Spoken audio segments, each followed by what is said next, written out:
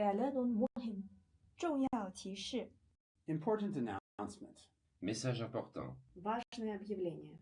Anuncio importante.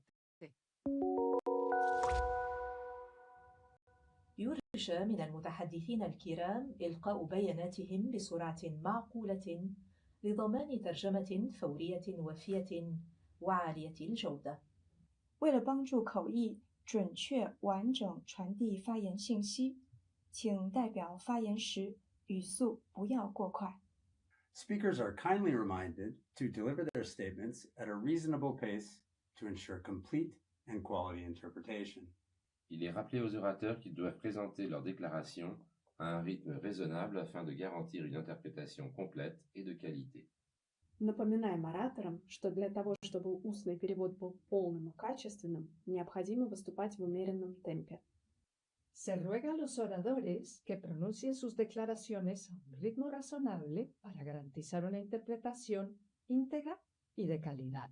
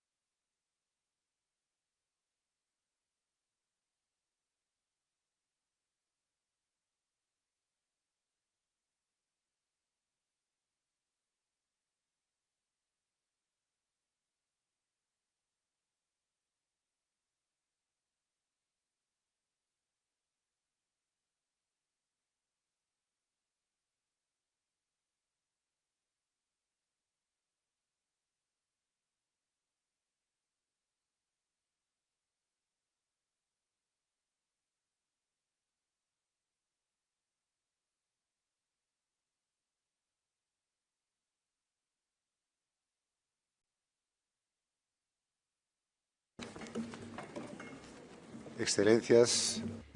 Excellencies, High Commissioner, distinguished colleagues, a good afternoon to all. I call to order the 39th special session of the Human Rights Council.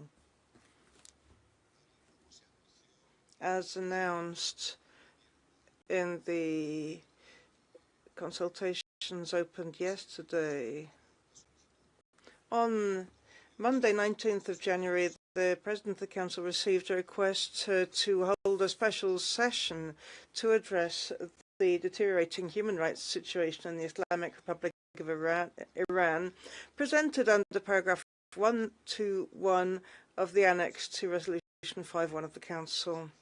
The joint request contained in a letter from the permanent representatives of Germany, Iceland, North Macedonia, Moldova and the UK was supported by 21 member states of the Council and 30 observer states. The request to hold a special session and the list of members and observers supporting it was communicated by note verbal to all members and observers of the Council. To date, the Marshall Islands have also expressed support to the holding of the special session. The online registration system for the speakers list was open from Wednesday, 21st January at 2 p.m. until Friday, 23rd January at 12 midday. In order to allow full and precise interpretation of your statements, all delegates are requested to speak at a reasonable speed. I take the opportunity to request the support of all to ensure that this special session is carried out with efficiency and dignity. I thank the Office of the United Nations at Geneva for providing the necessary conference services to hold this special session in keeping with Resolution 5.1 of the Council, the institution building package. We hope that we may continue to have its support throughout the year. I call on all delegates to keep strictly to the speaking time. We have a lengthy list and we need to be aware of this. Excellencies, distinguished colleagues, I have the honor to give the floor to Mr. Volker Turk, High Commissioner for Human Rights, to make his statement. You have the floor, High Commissioner. Senor Vicepresidente, Vice President, I think. Distinguished delegates, the killing on the streets of Iran may have subsided, but the brutality continues. The violent repression of the Iranian people does not solve any of the country's problems. On the contrary, it creates conditions for further human rights violations, instability and bloodshed. Thousands of people, including children, were killed in the course of a security crackdown that intensified on 8 January with the use of live ammunition by the security forces against demonstrators. More specific facts are difficult to verify because of the communication shutdown that was also initiated on 8 January and because we do not have access to Iran. Peaceful protesters were reportedly killed in the streets and in residential areas, including universities and medical facilities. Video evidence appears to show hundreds of bodies in morgues with fatal injuries to the head and chest. Hundreds of security personnel were reportedly also killed. We have indications that the security forces made mass arrests in several cities, even pursuing injured people into hospitals and detaining lawyers, human rights defenders, activists, and ordinary civilians. The Tehran prosecutor's office has reportedly opened criminal cases against athletes, actors, people involved in the movie industry, and the owners of cafes on charges of supporting the protests. And in a chilling development, the chief of the judiciary said earlier this week that their work had just started and there would be no leniency for those detained.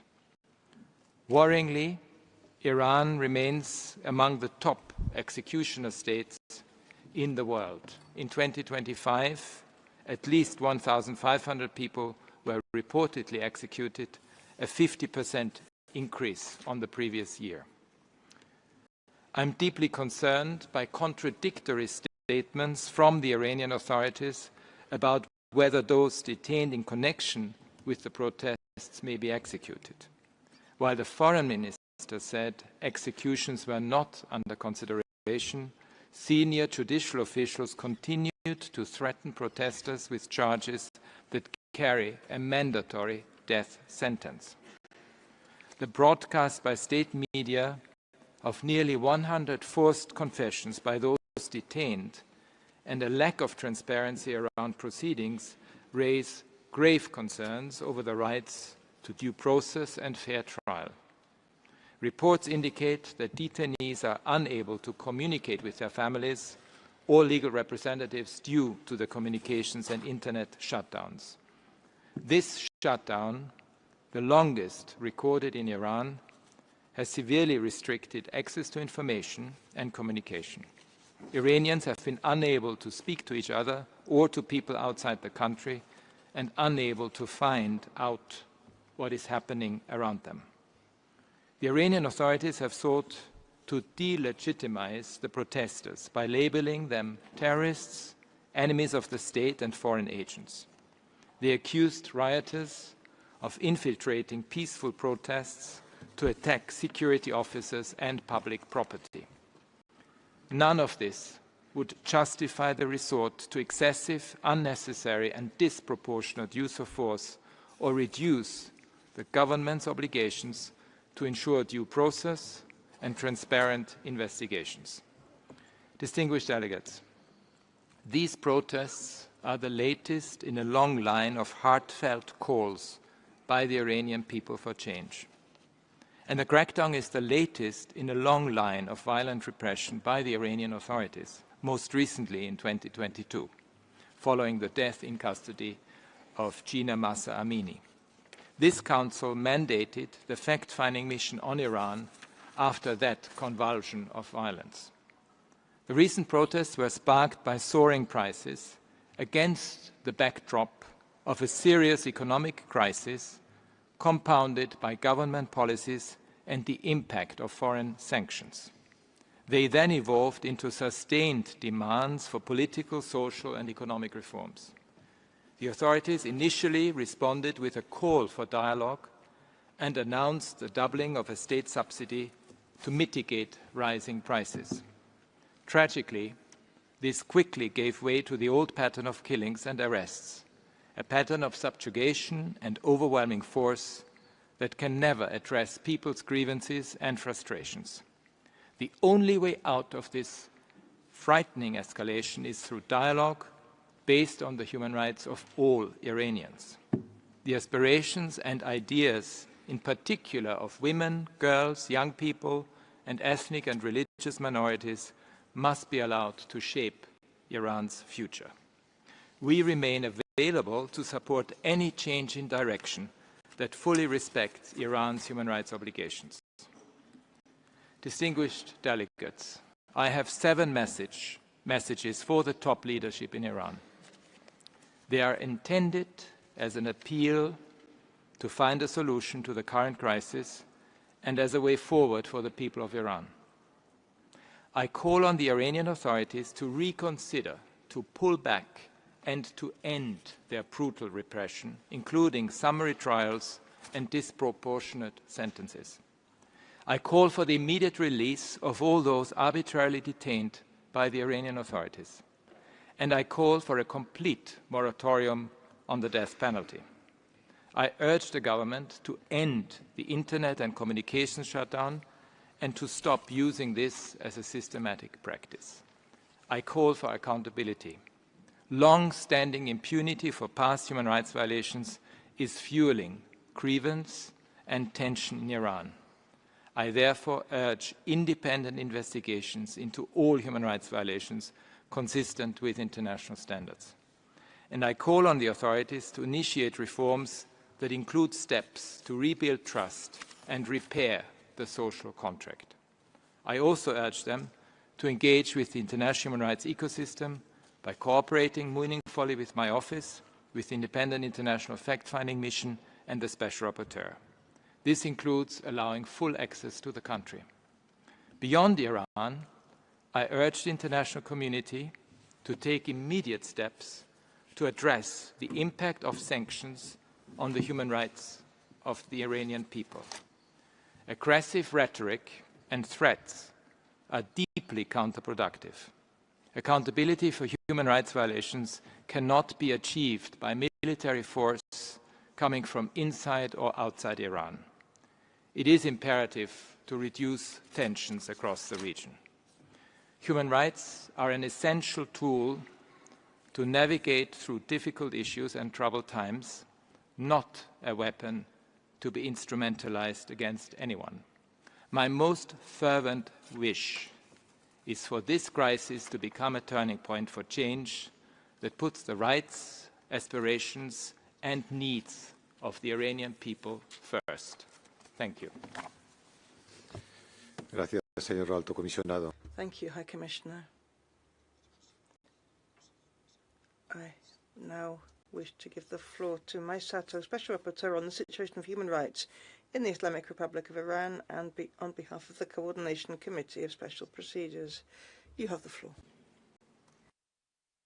Mr. President, distinguished delegates and representative of civil society, it is my honor to address you today on behalf of the Coordination Committee of the Special Procedures and on behalf of my mandate. On December 28th, severe economic hardship ignited demonstrations across Iran that became a nationwide movement spanning all regions, with men, women from diverse ethnic and religious groups demanding political change. What distinguishes democratic governance from authoritarian rule is that people can exercise their right to peacefully demand change, and authorities must engage with these demands rather than to suppress them. The situation deteriorated dramatically on the 8th of January. On this day, authorities implemented a near-total telecommunications shutdown. The ongoing internet shutdown prevents international witnessing of atrocities while disrupting peaceful protest coordination. This digital siege has caused immense anguish for families inside and outside of Iran unable to confirm their loved one's safety. The death toll remains contested due to the shutdown, enabling the state to control information flow. Authorities have reported over 3,000 deaths, including security forces, while some civil society estimates go up to tens of thousands, though neither of these figures can be independently verified. The staggering discrepancy demonstrates how the shutdown has obscured the true scale of events. I've also received disturbing reports of authorities coercing families to falsely claim deceased relatives were Basij members allegedly killed by protesters, as well as forcing payments for body retrieval. If true, these are cruel practices that compound grief with extortion. Mr. President, the rhetoric of labeling peaceful protesters as terrorists, rioters, or mercenaries, the same narrative deployed during the 2022 protest, seeks to justify brutal crackdowns and ignores this uprising's domestic organic nature. The Supreme Leader and the President have called for harsh action, and the head of the judiciary demanding swift prosecutions without leniency. Lethal forces by authorities can only be used as last resort to protect life and must be lawful, necessary, and proportionate. I have received countless videos capturing what appears to be the use of lethal force by security forces against unarmed protesters in violation of these principles. Tens of thousands of individuals, including school children, have reportedly been detained nationwide without legal counsel or family contact, with raids also conducted in hospitals. I've received informations of detainees being coerced into making false confessions broadcast on television, reinforcing the state's narrative that protesters are dangerous criminals. Civic space has faced further restrictions, including media closures and intimidation of lawyers, journalists, and activists. The crackdown may soon extend to economic persecution, with proposals to confiscate assets of celebrities and business owners for supporting the protest. The scale of repression we are seeing today is among the most severe in its brutality and in scope in its recent history. Mr. President, now is the time for the international community to respond and to support the people of Iran in their pursuit for fundamental rights and accountability. As Special Rapporteur, I will, in coordination with OHCHR and the fact-finding mission, to continue monitoring the situation and to provide an update on the overall human rights situation at the next Council session. It's important to keep in mind that these protest-related violations occur within the context of Iran's broader human rights situation. For example, executions for homicides, drug-related offenses, and espionage have continued during the protest. Accordingly, I reiterate my request for a country visit. Mr. President, I am deeply concerned by the current situation and stress the need for thorough, independent investigation, including potential violations of international human rights law and international criminal law. I respectfully urge this Council to empower the fact-finding mission to investigate these protest-related violations to ensure transparency and accountability. The Iranian people have shown extraordinary courage in speaking truth to power. Now, the international community must respond with the urgency and commitment this situation demands. Thank you. Gracias, señora. Thank you, Special Rapporteur. I will now give the floor to Sarah Hossain, Chair of the Independent International Fact-Finding Mission on the Islamic Republic of Iran, for a video message. High Commissioner, Excellencies and colleagues. We have witnessed unprecedented levels of violence in the Islamic Republic of Iran in the past 3 weeks, marking what appears to be the deadliest crackdown against its people since the revolution of 1979. The protest that started on 28th December, sparked by an economic crisis and deteriorating living conditions, quickly spread to all 31 of Iran's provinces. After the government initially adopted a conciliatory tone, the state response appears to have devolved into increasing violence. The fact-finding mission on Iran has been interviewing witnesses and gathering evidence. What we can already see is deeply troubling. The information we have gathered points to severe human rights violations, including disproportionate use of force resulting in arbitrary killings and injuries, torture, sexual violence, arbitrary arrests and detentions, and forced confessions. The government of Iran has briefed the mission on the situation and provided reports with its perspective on the events, including allegations of external interference. In this regard, we underscore that threats or acts of unilateral military intervention by third states are clearly contrary to international law. Further, noting allegations of severe double standards in the application of international law, we reiterate that these do not absolve any state of its obligation to respect, protect, and ensure the enjoyment of human rights. The government of Iran has till now avoided an open account of the crisis, including by imposing a complete shutdown of the internet and mobile services since the 8th of January, which remains in place till now. Reports suggest that beginning that night and through the following days, security forces in Iran unleashed extensive and ferocious lethal force against protesters, including with assault rifles and heavy machine guns, leading to a staggering number of deaths. The government has itself acknowledged thousands of deaths, and credible information suggests the number is much higher. Physicians have reported hospitals overwhelmed with mass casualty conditions. We have been haunted by images of grieving relatives at the makeshift Karizak morgue in Tehran city, searching for their loved ones' corpses amongst what appear to be hundreds of body bags piled one on top of another. The government claims that at least 300 members of its security forces were amongst those killed, that relief workers and medical personnel were attacked, and public and private property, including healthcare facilities, damaged. Video footage which we reviewed appears to show some individuals burning vehicles and buildings. But as you will recall, international human rights law imposes extremely strict criteria for the use of lethal force by law enforcement. Intentional lethal force may only be used when it is strictly unavoidable to protect life against an imminent threat. Despite the communications blackout, the mission has collected witness and victim accounts and assessed digital material which appears to show security forces firing lethal ammunition into crowds that did not present an imminent threat to life. Information received also indicates that thousands of people were injured. This includes by metal pellets reportedly fired deliberately into victims' faces, creating horrific injuries, and recalling the pattern of blinding protesters we saw during the 2022 protests. On 10th January alone, approximately 500 protesters with pellet injuries to their eyes appear to have been admitted to one hospital in Isfahan. Around 24,000 protesters appear to have been detained, including children, journalists, and human rights defenders, and nearly 100 confessions have been broadcast on state television, with most apparently forced. The judiciary has urged punishment for detained protesters, quote, as quickly as possible, without leniency, unquote, and threatened to prosecute, quote, rioters, unquote, for morabe, the offense of enmity against God, which carries the death penalty.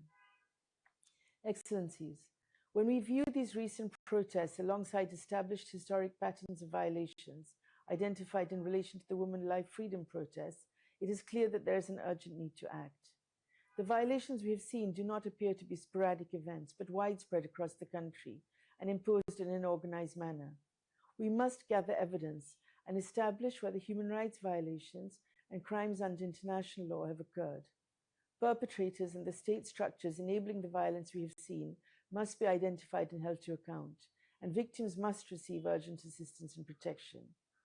It is only through accountability and breaking the cycle of impunity that such abuses can be prevented from occurring again. Recent events underline how critical it is for this cycle to be halted to prevent further escalation and more irreparable harm.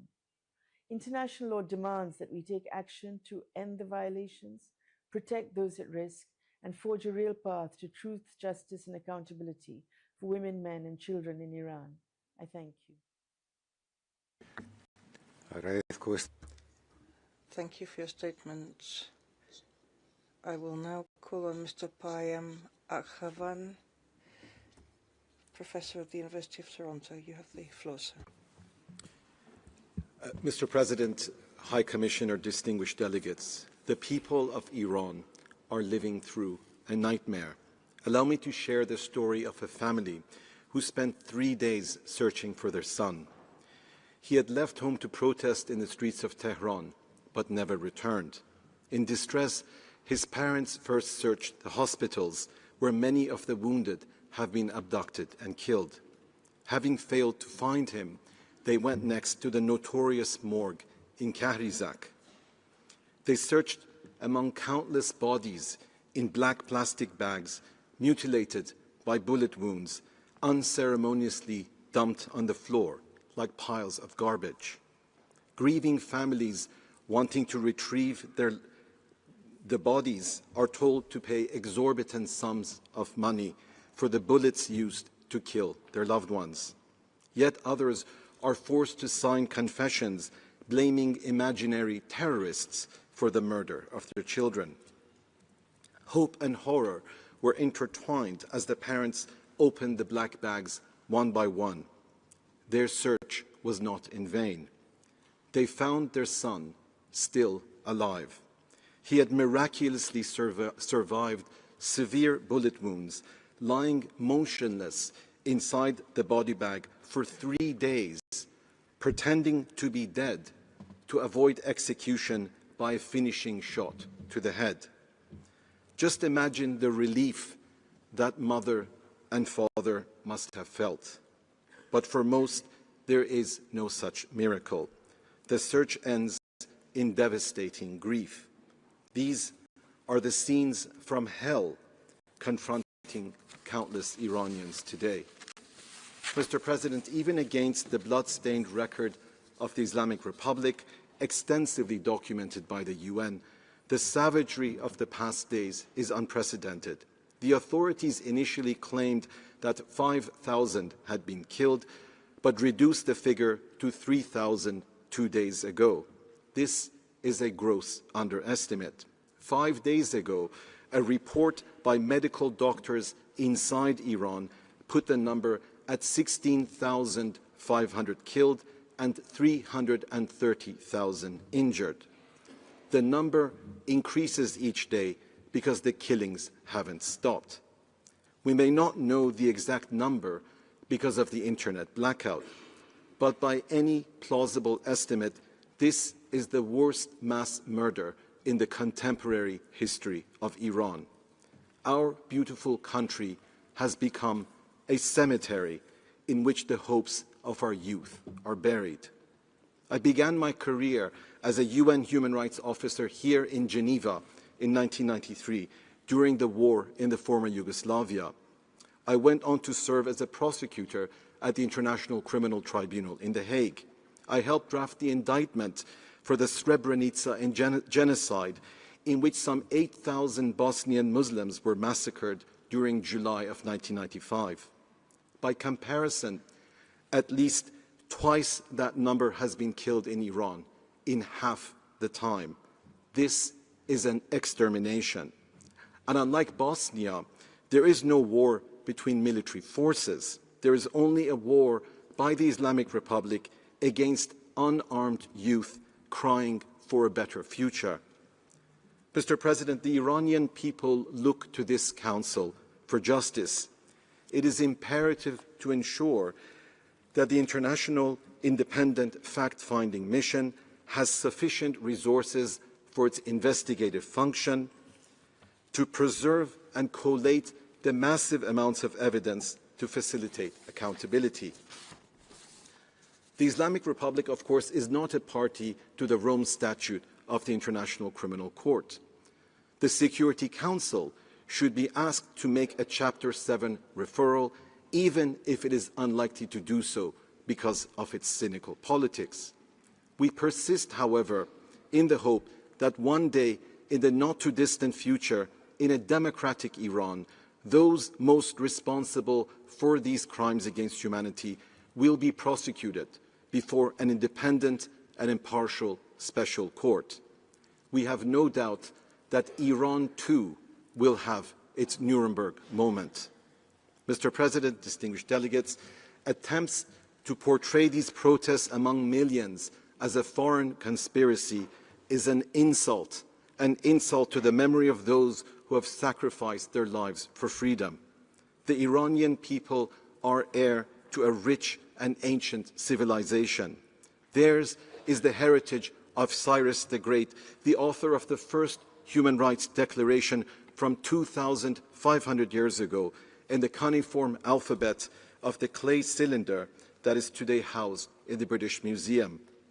Theirs is the poetry of Sa'di of Shiraz, whose words adorn the UN headquarters in New York. Human beings are members of a whole, he reminds us, in creation of one essence and soul.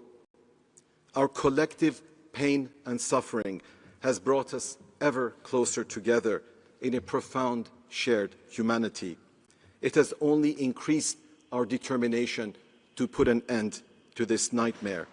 Like our ancestors, we persist in the belief that in the end, light will triumph over the darkness.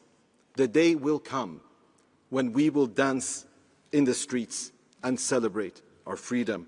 And when that day comes, we will remember those who stood with us in our hour of need. Thank you.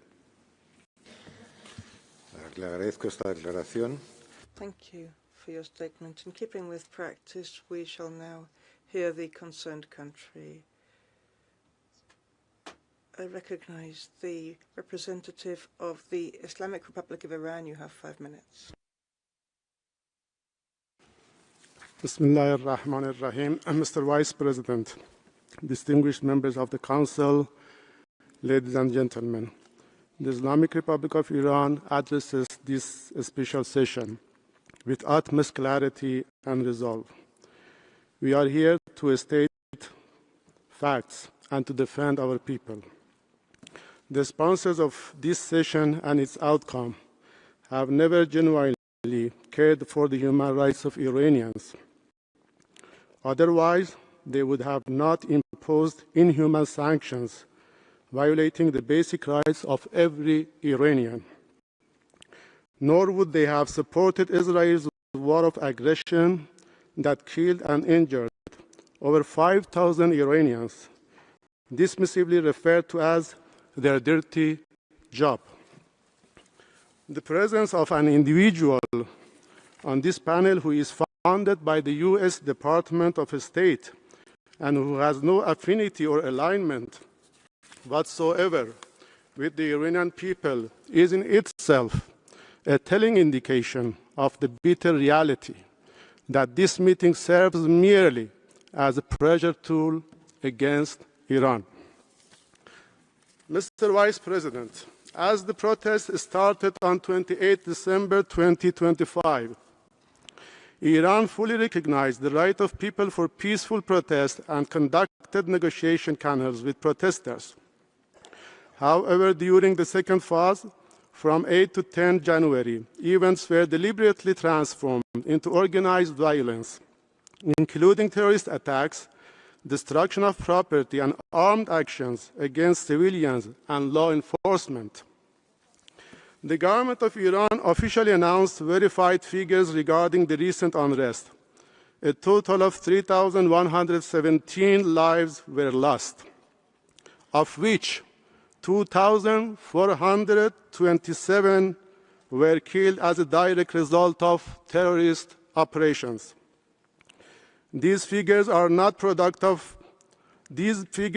product of national investigation, legal documentation, and institutional accountability.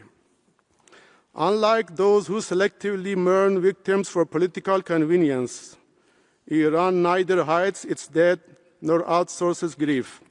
We remain the principal claimant of justice and the sole authority pursuing accountability. Accordingly, the Islamic Republic of Iran does not recognize the legitimacy or validity of this special session and its subsequent resolution. Iran possesses independent national mechanisms for investigating and ensuring accountability for acts of violence and terrorism.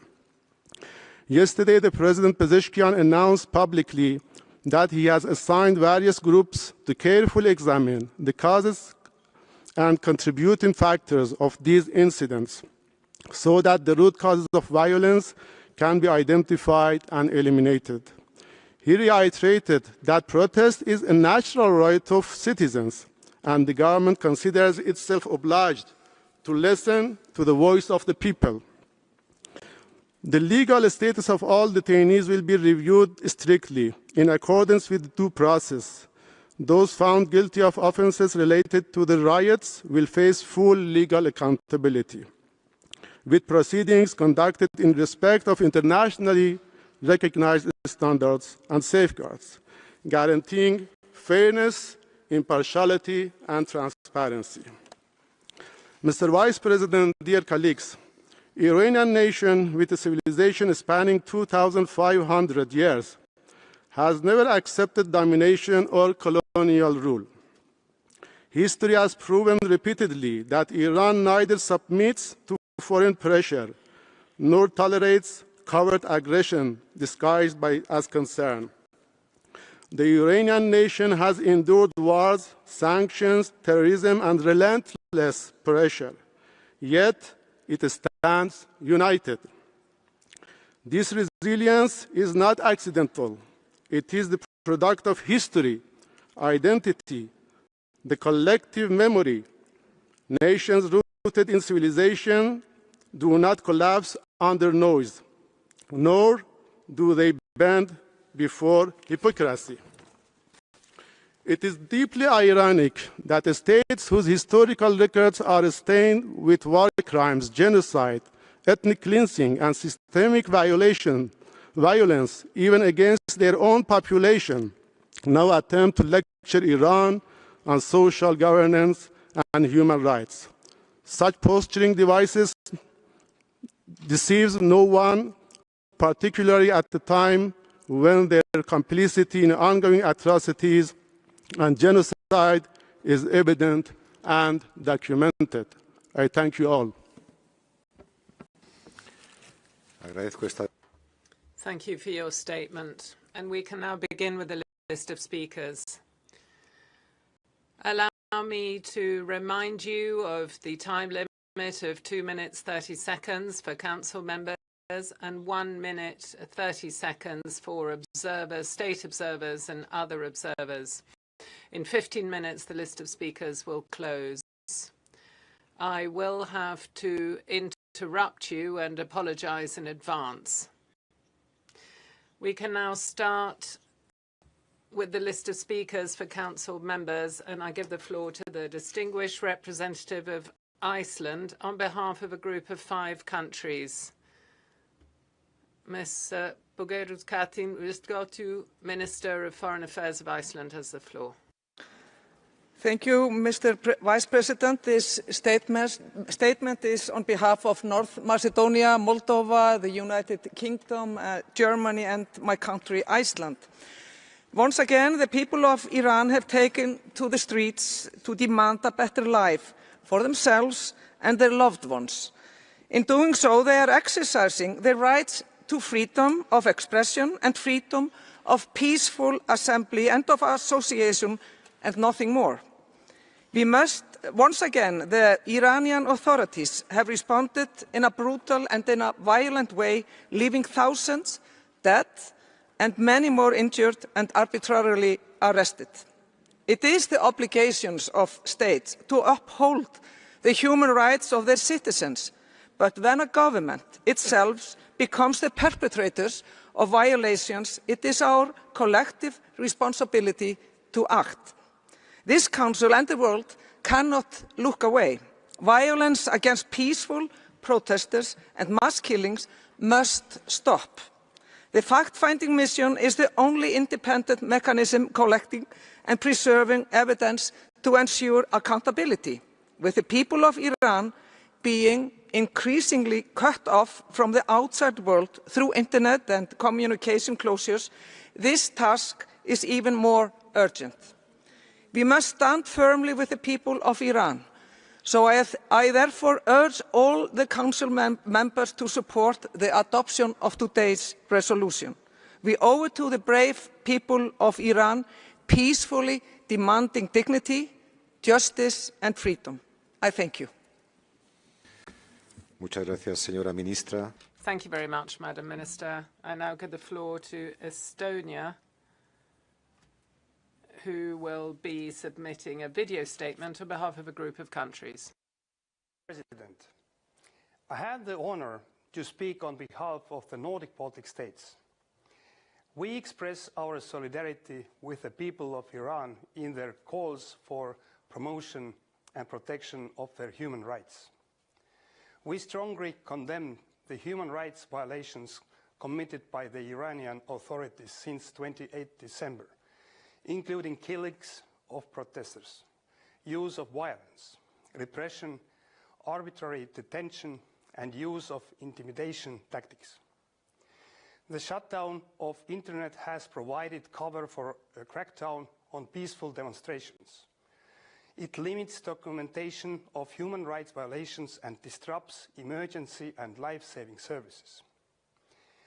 This makes the work of the Special Rapporteur and the fact-finding mission on Iran more important. The killing of demonstrators must stop. We strongly urge Iranian authorities to immediately halt all forms of violence and repression against peaceful protesters. All individuals arbitrarily detained must be released immediately. The threat of summary and arbitrary executions must end.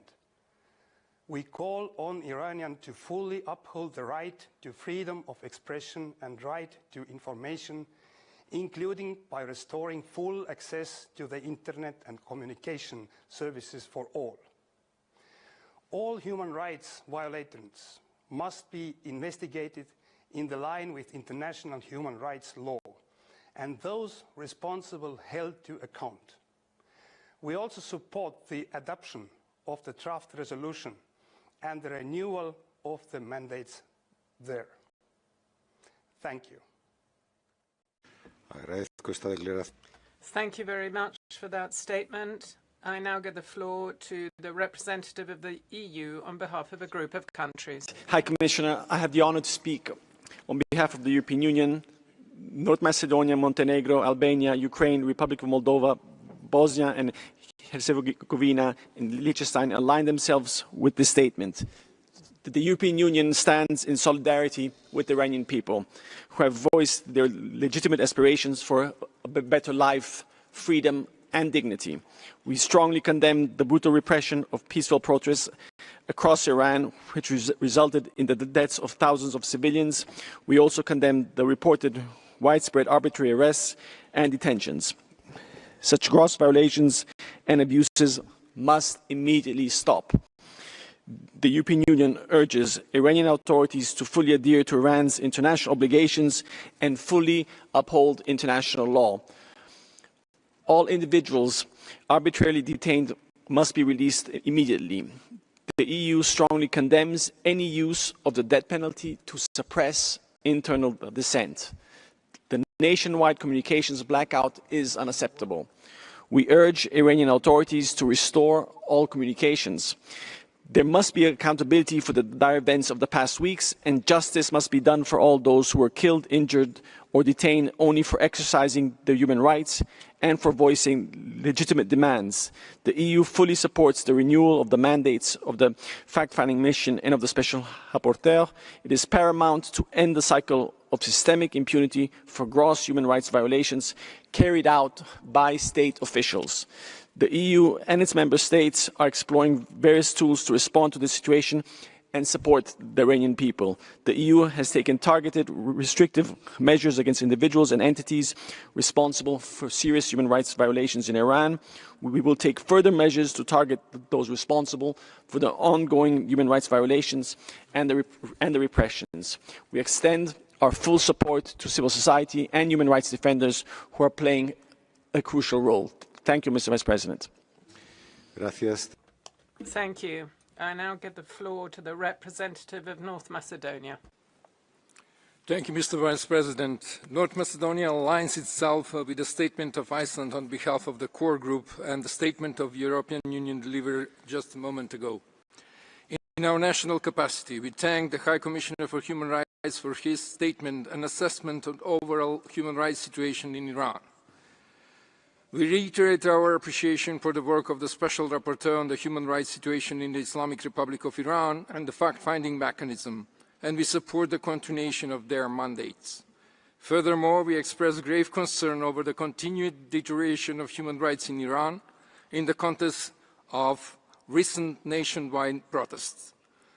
Credible reports of violent repression of peaceful demonstrations, including excessive use of force, arbitrary arrests and detentions, torture, sexual and gender-based violence, and executions constitute serious violation of international human rights law.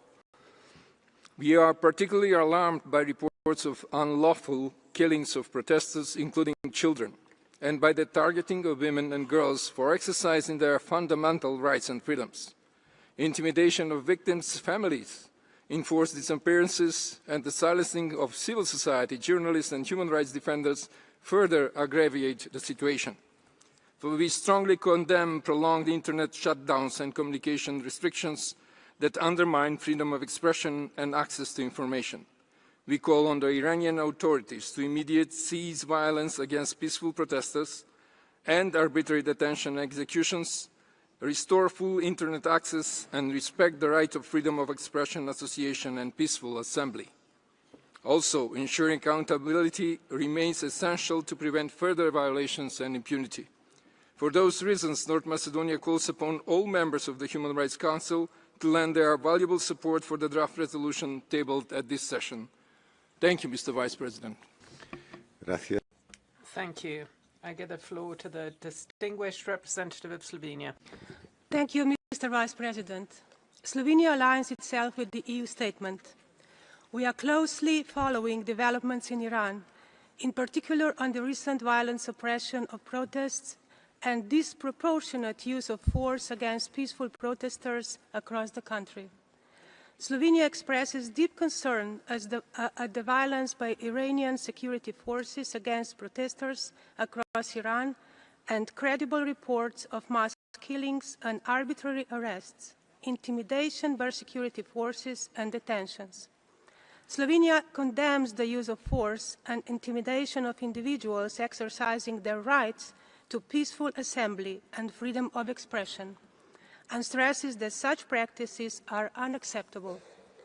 We are also concerned about reports regarding rash trials of peaceful protesters who could face harsh punishments, including the death penalty, which are used by Iranian authorities as a tool of state intimidation. It is important to mention that severe restrictions on communications, including unrestricted access to the Internet and communication services, may have concealed the true scale of human rights violations. Slovenia expects the free flow of information to be guaranteed. We again call on the Iranian authorities to immediately cease violence against peaceful protesters, to respect their international obligations, and to ensure the protection of freedom of expression and assembly, as well as accountability for human rights violations. We reiterate the importance of restraint, dialogue, and diplomacy in ensuring sustainable peace and stability in Iran and the wider region. We call on Iranian authorities to cooperate fully with the UN Human Rights Council, its mandated investigations and special procedures, as well as with UN High Commissioner on Human Rights and his office. I thank you. Gracias. Thank you. I give the floor to the distinguished representative of Spain. Thank you very much, Vice President. Spain welcomes this holding of a special session on the worrying human rights situation in Iran, and where we agreed with its convening. We condemn all violence exercised against peaceful demonstrators in Iran, and we urge the authorities in the country to guarantee freedom of expression and peaceful demonstrations. These are public freedoms and they're universal rights that are pillars of any prosperous and peaceful societies. The arbitrary detentions of thousands of peaceful demonstrators and extrajudicial sentences are serious violations of international human rights law. We request that the Iranian authorities put an end to repression, to arbitrary detention, and that they suspend all summary execution sentences of demonstrators. The death penalty is a cruel, inhuman, and degrading treatment which is contrary to human dignity and which should never be used to put an end to legitimate demonstrations of the citizenry. We also call on the Iranian authorities to lift immediately all restrictions on communications and to ensure the right of all citizens to free access to information. We believe there must be transparency as to the number of victims and that the families of those who have died must know the whereabouts of their loved ones. Spain reiterates that the use of force cannot substitute dialogue in order to tackle pending matters in Iran, both externally and internally. Violence only leads to greater instability in Iran and in the whole region. We believe in multilateral cooperation and unconditional support for international law, and therefore Spain will continue to defend the rights of Iranians and condemn violence against them. Thank you. Thank you. I give the floor to the representative of Iraq.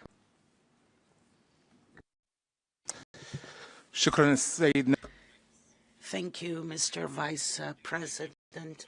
We would like to reiterate that human rights are universal, indivisible, and complementary. We must deal with all human rights on an equal footing and with the same attention. The work of the Human Rights Council must be guided by the purposes and objectives of the Charter and human rights. It must be objective, non-selective. We must refrain from politicization and double standards. We reiterate the importance of having the language of dialogue in order to achieve peace and to have friendly relations between nations based on equality and rights. This enhances international cooperation. Iraq calls on all countries to work on enhancing human rights and fundamental freedoms for all, using dialogue, avoiding escalation, and to settle disputes in a peaceful manner in accordance with international law and the UN Charter. Thank you. Gracias. Thank you. The list of speakers is now closed. I give the floor to the distinguished Ambassador of France. Merci. Thank you, Vice President. France aligns itself with a statement made by the European Union. When we see unleashing violence, which is unprecedented in Iran, we express our full solidarity with the Iranian people, who for several weeks have been peacefully demonstrating to express their legitimate expectations of dignity, liberty, and the improvement in their standard of living. France believes that there has been arbitrary use of force by the Iranian authorities. There's been a detaining of demonstrators, and there's been an internet shutdown in order to bring about silence and stifle voices that are urging for an end of repression. We believe there must be the freedom of expression and freedom of peaceful assembly, including for young people, and there must be a re-establishment of internet connections.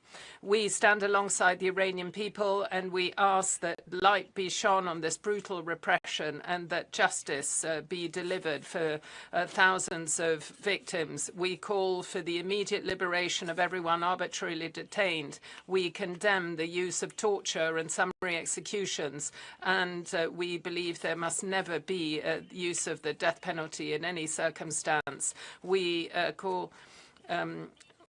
believe that with our partners, we must reconvene this council together with the Security Council.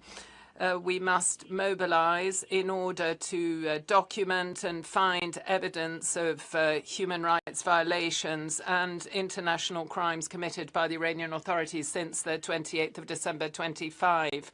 We support renewing the mandate of the independent fact-finding missions and the special rapporteur. The mission has already collected thousands of pieces of evidence and has the testimonials of victims of human rights rights violations. There must be an investigation of recent violations committed by the Iranian regime. There must be cooperation with prosecutors in order to establish those responsible. We call for the adoption of the draft resolution. Thank you. I give the floor to the distinguished representative of the Republic of Korea. Thank you, Mr. Vice President.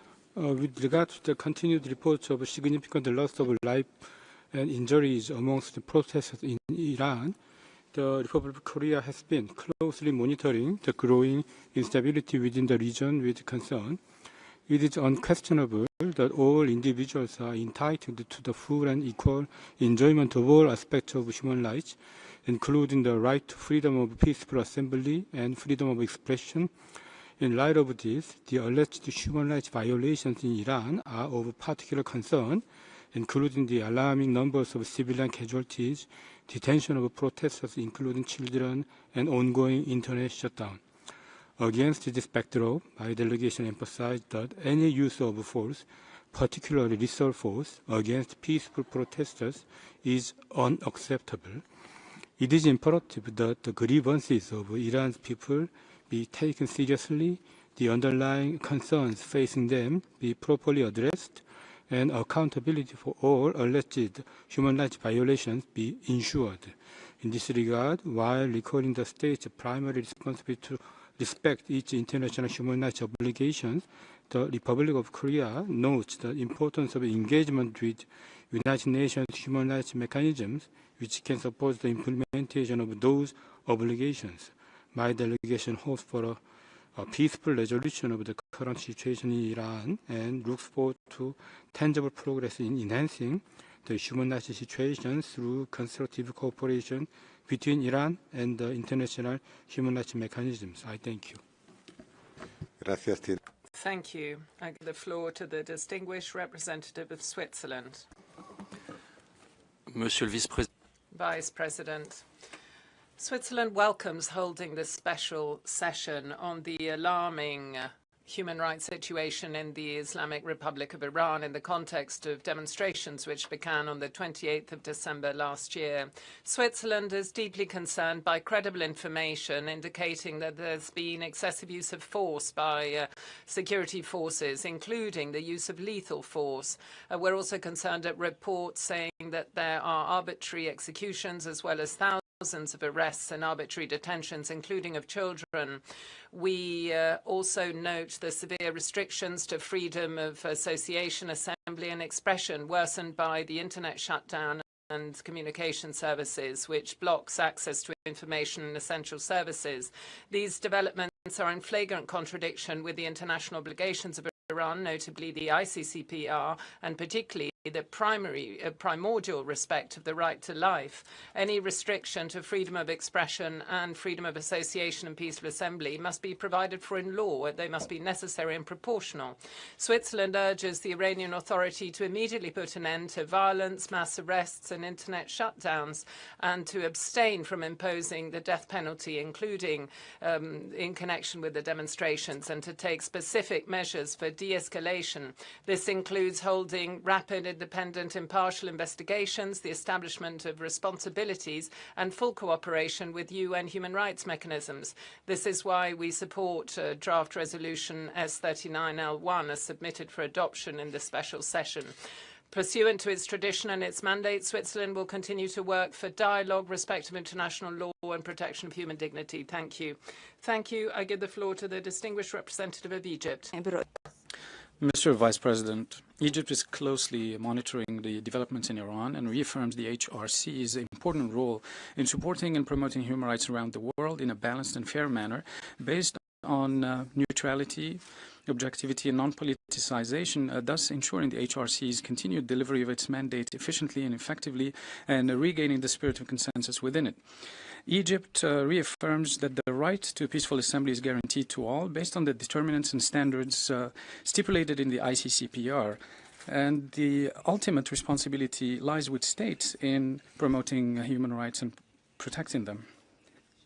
We regret the fall of civilian casualties during the recent demonstrations in Iran, and we reaffirmed the importance of operationalizing national investigative and accountability mechanisms to hold those responsible accountable. It is our firm position that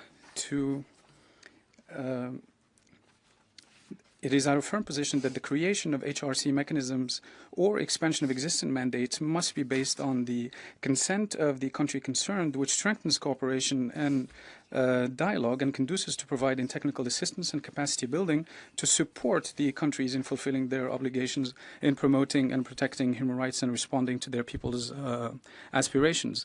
Our joint efforts are important in rationalizing the HRC's resources, particularly in light of the liquidity crisis, and we insist on the importance of consultations before expanding activities or multiplying existing mechanisms. Thank you.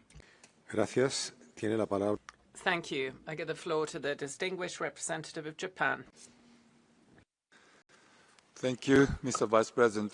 Japan believes that universal values such as human rights, freedom, democracy, and the rule of law should be respected in every country.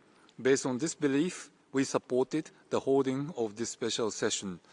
We are deeply concerned about the deterioration of the human rights situation in the Islamic Republic of Iran in light of the reports that many people have been killed or injured in the protests. Japan opposes any use of force against peaceful protests and calls upon the Islamic Republic of Iran to exercise maximum restraint and refrain from unnecessary or disproportionate measures. We urge the Islamic Republic of Iran to uphold the fundamental human rights of its citizens, in particular the right to freedom of expression, including freedom to seek, receive, and impart information, and the right to freedom of peaceful assembly and association without fear of reprisal. Japan remains open to dialogue with the Islamic Republic of Iran to further exchange views on efforts to improve its human rights situation, including through a bilateral human rights dialogue. I thank you, Mr. Vice President. Gracias. Tiene la palabra. Thank you. I call on the distinguished Ambassador of Albania. Thank you, Mr. Vice President. Albania expresses its grave concern regarding the serious and ongoing deterioration of the human rights situation in Iran, particularly in the context of the peaceful protests that began in 28 December 2025. We strongly deplore the excessive, disproportionate, and lethal use of force against peaceful protesters, resulting in thousands of deaths, mass injuries, and the use of firearms and other prohibited means in clear violation of international human rights law. We express our deep concern regarding the widespread arbitrary arrests and detentions, including of children, and the risk of the arbitrary application of the death penalty against recently arrested protesters. Albania reaffirms the right of all Iranians to life, liberty and security of person, as well as their rights to freedom of expression, association and peaceful assembly. Albania stresses the urgent need to ensure accountability and end impunity for serious human rights violations and all crimes under international law.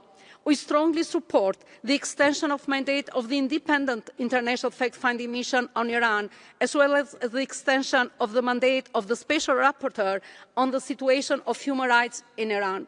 Albania supports the conduct of urgent investigation into recent and ongoing violations, including with a view to future judicial proceedings in accordance with their mandates. Finally, Albania reiterates its support and solidarity with the Iranian people and its aspiration for full respect for their fundamental freedoms and rights, as well as for a better future. I thank you. Gracias. Thank you. I call on the distinguished Ambassador of Brazil. Very much. Mr. Vice President, Brazil is closely following the ongoing human rights situation in the Islamic Republic of Iran. We strongly condemn the use of lethal force against peaceful protesters, and we are concerned by reports claiming arbitrary arrests and the targeting of children. We note that internet shutdowns violate the right to freedom of expression, including access to information. Brazil calls for maximum restraint and urges the Iranian government to conduct thorough and impartial investigations into all allegations of serious human rights violations. We're also worried about the potential impact on women's rights and freedoms. We encourage Iran to deepen its cooperation with the human rights treaty bodies and the Office of the High Commissioner for Human Rights to ensure the universal respect for civil and political rights, as well as to implement measures for reparations and reconciliation, with focus on vulnerable groups such as women, children, youth, and ethnic and religious minorities. Brazil maintains that the Iranian people alone hold the sovereign right to determine their country's future. Finally, Brazil reiterates its condemnation of unilateral, coercive measures against Iran. We underscore that such measures negatively impact the human rights of the population and exacerbate the country's economic challenges, which serve as a backdrop to the current demonstrations. I thank you. Thank you. I call on the distinguished representative of the UK. Thank you, Mr. Vice President. We thank the fact-finding mission, the Special Rapporteur and Mr. Akavan for their powerful statements today. The Iranian authorities' horrific response has claimed thousands of lives. Many more protesters exercising their rights to freedom of expression and assembly remain detained, their fates unclear. Iran's abhorrent use of the death penalty continues. On average, around 6 people are executed every day in Iran. We do not know the full scale of the violence and killing. The internet blackout imposed on the 8th of January prevented crucial communications and the full documentation of violations. Restrictions remain in place today. We should be clear, the scale of this horrendous killing is shocking, but the authorities' response is not. We all remember previous devastating crackdowns, including in 2009, 2019 and 2022. It's time to end these cycles of repression. It takes true bravery to speak out in the face of an authority prepared to fire at its own people. This is especially true of women and those from religious and ethnic minorities who continue to face severe repression in their daily lives. The Iranian authorities must be held accountable. This is why the fact-finding mission must be renewed today. We stand firmly with the Iranian people in their pursuit of justice. Thank you. Gracias. Thank you. I call on Thailand.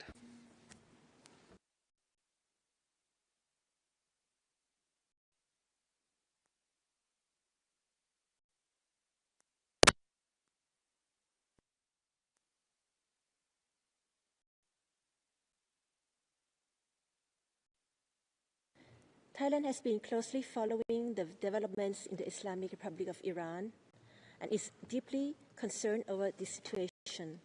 We sincerely hope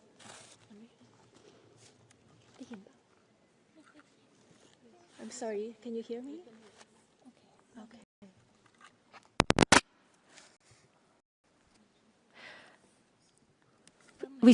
Okay. Thank you, Mr. Vice President. Thailand has been closely following developments in the Islamic Republic of Iran and is deeply concerned over the situation. We sincerely hope that the situation will be resolved peacefully, allowing a swift return to calm and normalcy. Thailand expresses its profound sympathy over the reported loss of life and injuries and extends our deepest condolences to the families affected. We emphasize the paramount importance of safeguarding lives, preventing further casualties, and avoiding any further deterioration of the situation. Thailand reaffirms its commitment to the principles of international law and human rights. We underscore the importance of constructive engagement in advancing an environment conducive to the promotion and protection of fundamental rights and freedoms, where stability is preserved through dialogue, restraint, and respect for international law among all relevant stakeholders. In this regard, we support the continued constructive engagement between the Islamic Republic of Iran and the Human Rights Council. Lastly, Thailand further reaffirms the fundamental principles of international law and the Charter of the United Nations, which call for the peaceful resolution through dialogue and mutual respect among states, including respect for sovereignty and territorial integrity, as the bedrock of peace and security. I thank you. Gracias. Thank you. I call on Cyprus, Ambassador. Thank you, Mr. Vice President. Cyprus aligns itself with the EU statement. The most recent wave of mass, peaceful protests in the Islamic Republic of Iran and their brutal repression raises very grave concerns regarding the Iranian authorities' respect for fundamental rights. Cyprus recalls Iran's obligations under international human rights law to respect the rights to peaceful assembly and freedom of expression. We note with alarm reports of thousands of deaths and injuries, arbitrary and incommunicado arrests and severe repression across the country, including through indiscriminate and excessive use of force. Cyprus urges the Iranian authorities to ensure the prompt release of all individuals arbitrarily detained and to exercise maximum restraint in the use of force. Cyprus is particularly concerned about the reported use of the death penalty and other harsh punishments against recently detained individuals. We urge the Iranian authorities to suspend all executions. Cyprus strongly condemns restrictions on freedom of opinion and expression offline and online and calls for the immediate lifting of the nationwide internet blackout as well as the immediate restoration of communications. In this context, we reiterate our full support for the mandates of the Independent International Fact-Finding Mission and the Special Rapporteur. Their work remains indispensable in establishing facts, preserving evidence, and providing an objective assessment of Iran's compliance with its international human rights obligations. Ensuring justice and accountability for the gross violations of recent weeks is essential so as to address the long-standing pattern of impunity documented by the fact-finding mission. I thank you. Gracias. Thank you. I call on China. Thank you, Mr. Vice President. China has carefully listened to the statement of Iran and those of all other parties and has taken note of the efforts made by the Iranian government to address issue and information provided by the Iranian government. China's position on human rights is consistent and clear. China upholds the right of all countries to independently choose their own paths of human rights development, oppose interference in other countries' internal affairs on the pretext of human rights, oppose the imposition of country-specific HR mechanism without the consent of the country concerned, oppose double standards on human rights. Based on the above position, China does not support the convening of the special session of the Human Rights Council. The situation within Iran is in essence a matter of internal affairs and should be decided upon by the Iranian people themselves. China consistently advocates for adherence to the purposes and principles of the UN Charter and international law, opposes the use and threat of force in international relations, opposes imposing one's own will on others, and opposes the return of the world to the law of the jungle. On the basis of respect of Iran's sovereignty, security, and territorial integrity, the international community should support the Iranian government and its people in overcoming difficulties, maintaining national stability, and safeguarding their legitimate rights and interests. China is of the view, we hope, that all parties should resolve differences through dialogue and is ready to play China's constructive role to this end. Thank you, Mr. Vice President. Gracias. Thank you. I call on South Africa. Thank you, Mr. Vice President. South Africa reiterates its commitment to multilateralism and stands for the firm adherence to international rule of law. South Africa believes that the right to peaceful protest, freedom of expression, and freedom of association are universal rights that must be upheld and protected as enshrined in international human rights law. In this regard, all efforts must be expended to ensure the protection of the right to life, which remains sacrosanct. We are disturbed by the reports of violence, including the death and destruction of property during the demonstrations, and express our solidarity and condolences for the tragic loss of life. These deaths should be investigated promptly and violators must be held accountable. We are concerned at reports that show that there has been direct interference by external actors to sow divisions and deepen instability in Iran. To this end, we support the call for an independent inquiry that will ascertain the breaches of human rights by all. Furthermore, South Africa calls on the Iranian authorities to ensure that any action taken must accord with the principle of legality, necessity, proportionality, and precaution. We therefore urge maximum restraint. Mr. Vice President, the grievances of the Iranian people need to be heard and addressed, and not instrumentalized by anyone, as the High Commissioner articulated in his statement of 13 January this year, a point the resolution regrettably does not take into account. We need to adhere to the rules that we have collectively agreed to that govern our work. In this context of the Human Rights Council, we have agreed through the Resolution 5/1, paragraph 60, that country mandate periods will be 1 year. Yet the draft resolution before us conflicts with this decision. This deviation is of a major concern to my delegation. Mr. Vice President, all member states must adhere to the United Nations Charter, which mandates them to refrain from the threat or use of force against the territorial integrity or political independence of any state. These developments only serve to fuel instability, which is of no benefit to the Iranian people, nor to the security of the region or the world. A sustainable peace can only be achieved through solutions that center dialogue and the agency of the Iranian people. I thank you. Gracias. Thank you. I call on Ghana. Thank you, Mr. Vice President. Ghana welcomes convening this special session and appreciates the briefing provided by the High Commissioner and the distinguished delegation of the Islamic Republic of Iran. We have closely followed with concern reports emerging from the Islamic Republic of Iran following the protests that began on 28 December 2025, including the tragic loss of lives. These are indeed troubling and requires our Council's rapt attention as we collectively seek a path towards calm and restoration. My delegation wishes to reaffirm that the right to peaceful assembly and freedom of expression are fundamental human rights protected under international law. We further note that security responses to public demonstration must always be lawful, proportionate, and respectful of human dignity. We emphasize the responsibility of all states to ensure the protection of civilians and to prevent actions that could stoke tensions or deepen mistrust between civilians and authorities.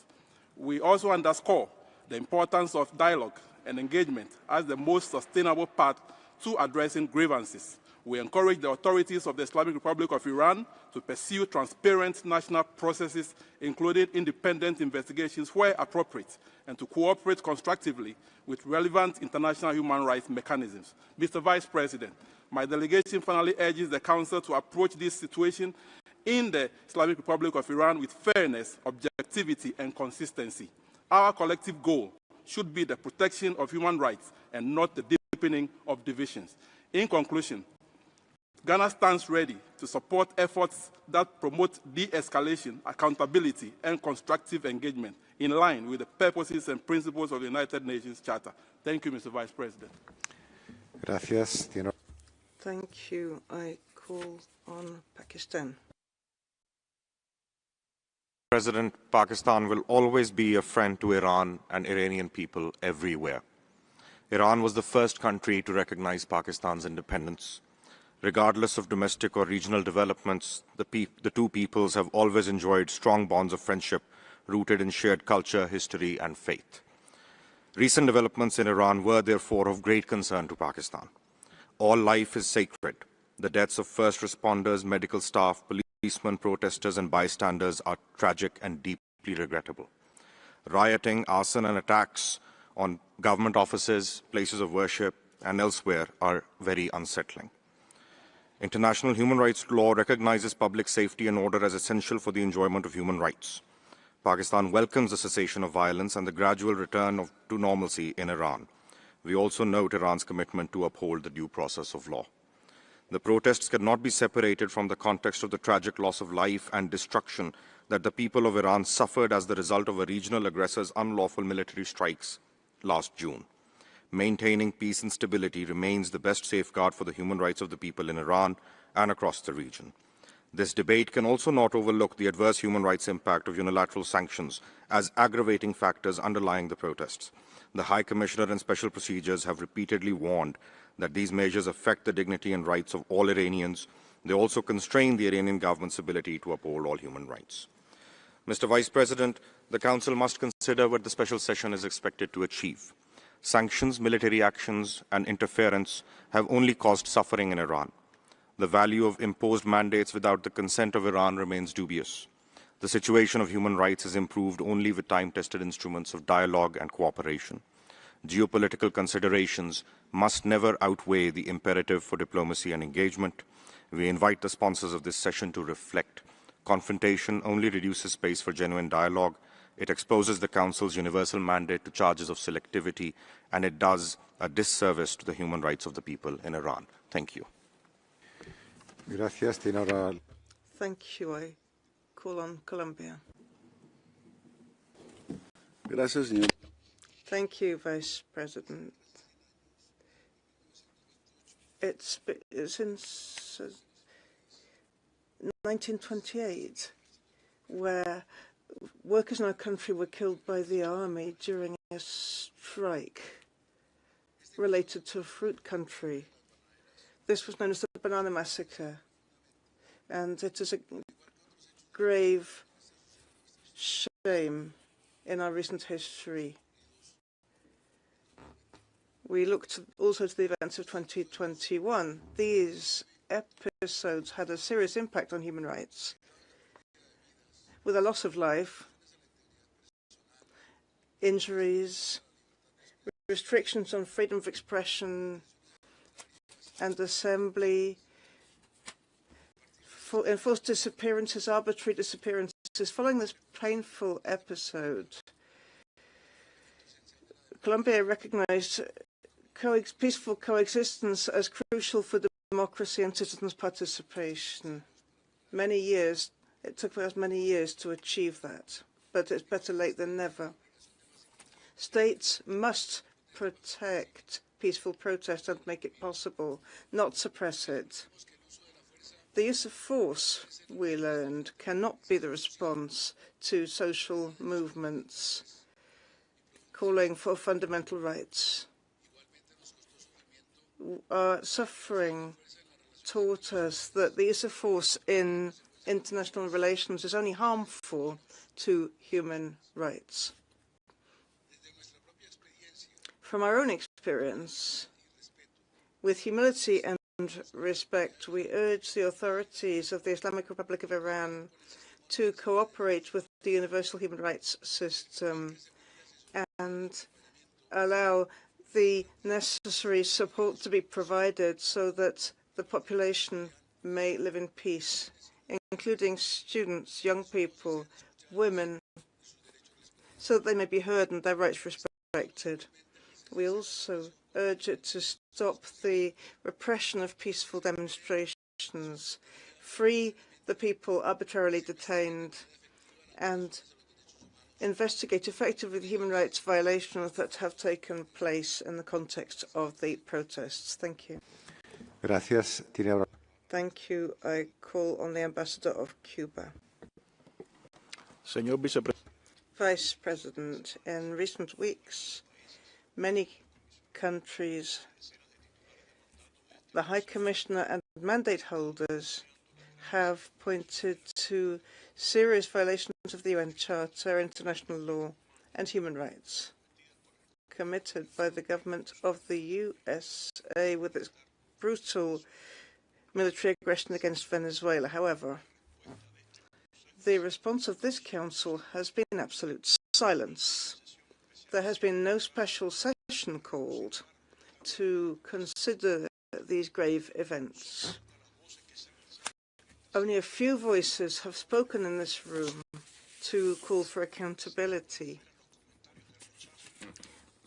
to reject the unacceptable, dangerous behavior of the USA. However, in the case of the Islamic Republic of Iran, we immediately see a special session with preparation of a resolution condemning it for increasing periods of time with not just one, but two parallel mechanisms of monitoring. We're not surprised. Unfortunately, this pattern of double standards is happening over and over in this Council. Cuba categorically rejects all forms of foreign intervention in Iran or any other country. We are opposed to any attempt to use the internal situation of any country for geopolitical agendas. We call for an end to the unilateral coercive measures against Iran and against those other countries that are suffering those. We denounce the imposition of interventionist mandates which are always against developing countries. We will continue to defend dialogue and cooperation as the only effective way to promote human rights. I thank you, Ambassador. Gracias. Tiene ahora la palabra. Thank you. I call on the Ambassador of the Kingdom of the Netherlands. Thank you, Mr. Vice President. The Kingdom of the Netherlands welcomes the convening of this special session, aligns itself with the statement of the European Union, and wishes to make 3 points. First, we call upon Iran to cease resorting to the use of lethal force and repression against protesters.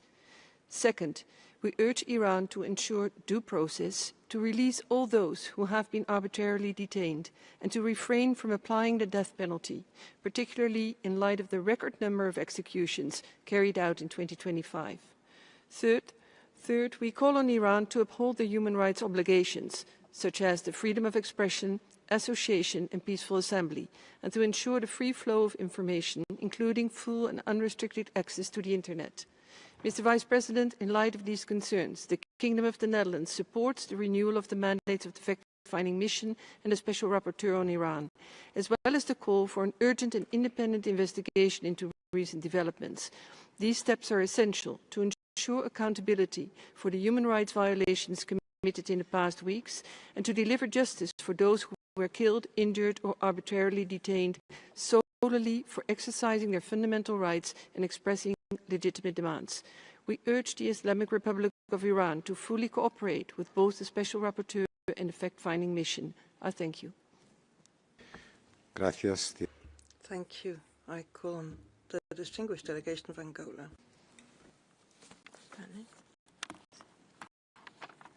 Thank you, Mr. Vice President.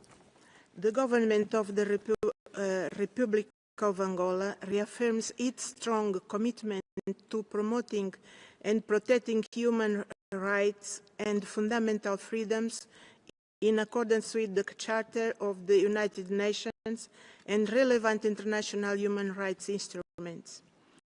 In this context, the Angolan authorities reiterate its commitment to promoting and protecting human rights, advocating constructive dialogue and the importance of technical assistance in human rights matters.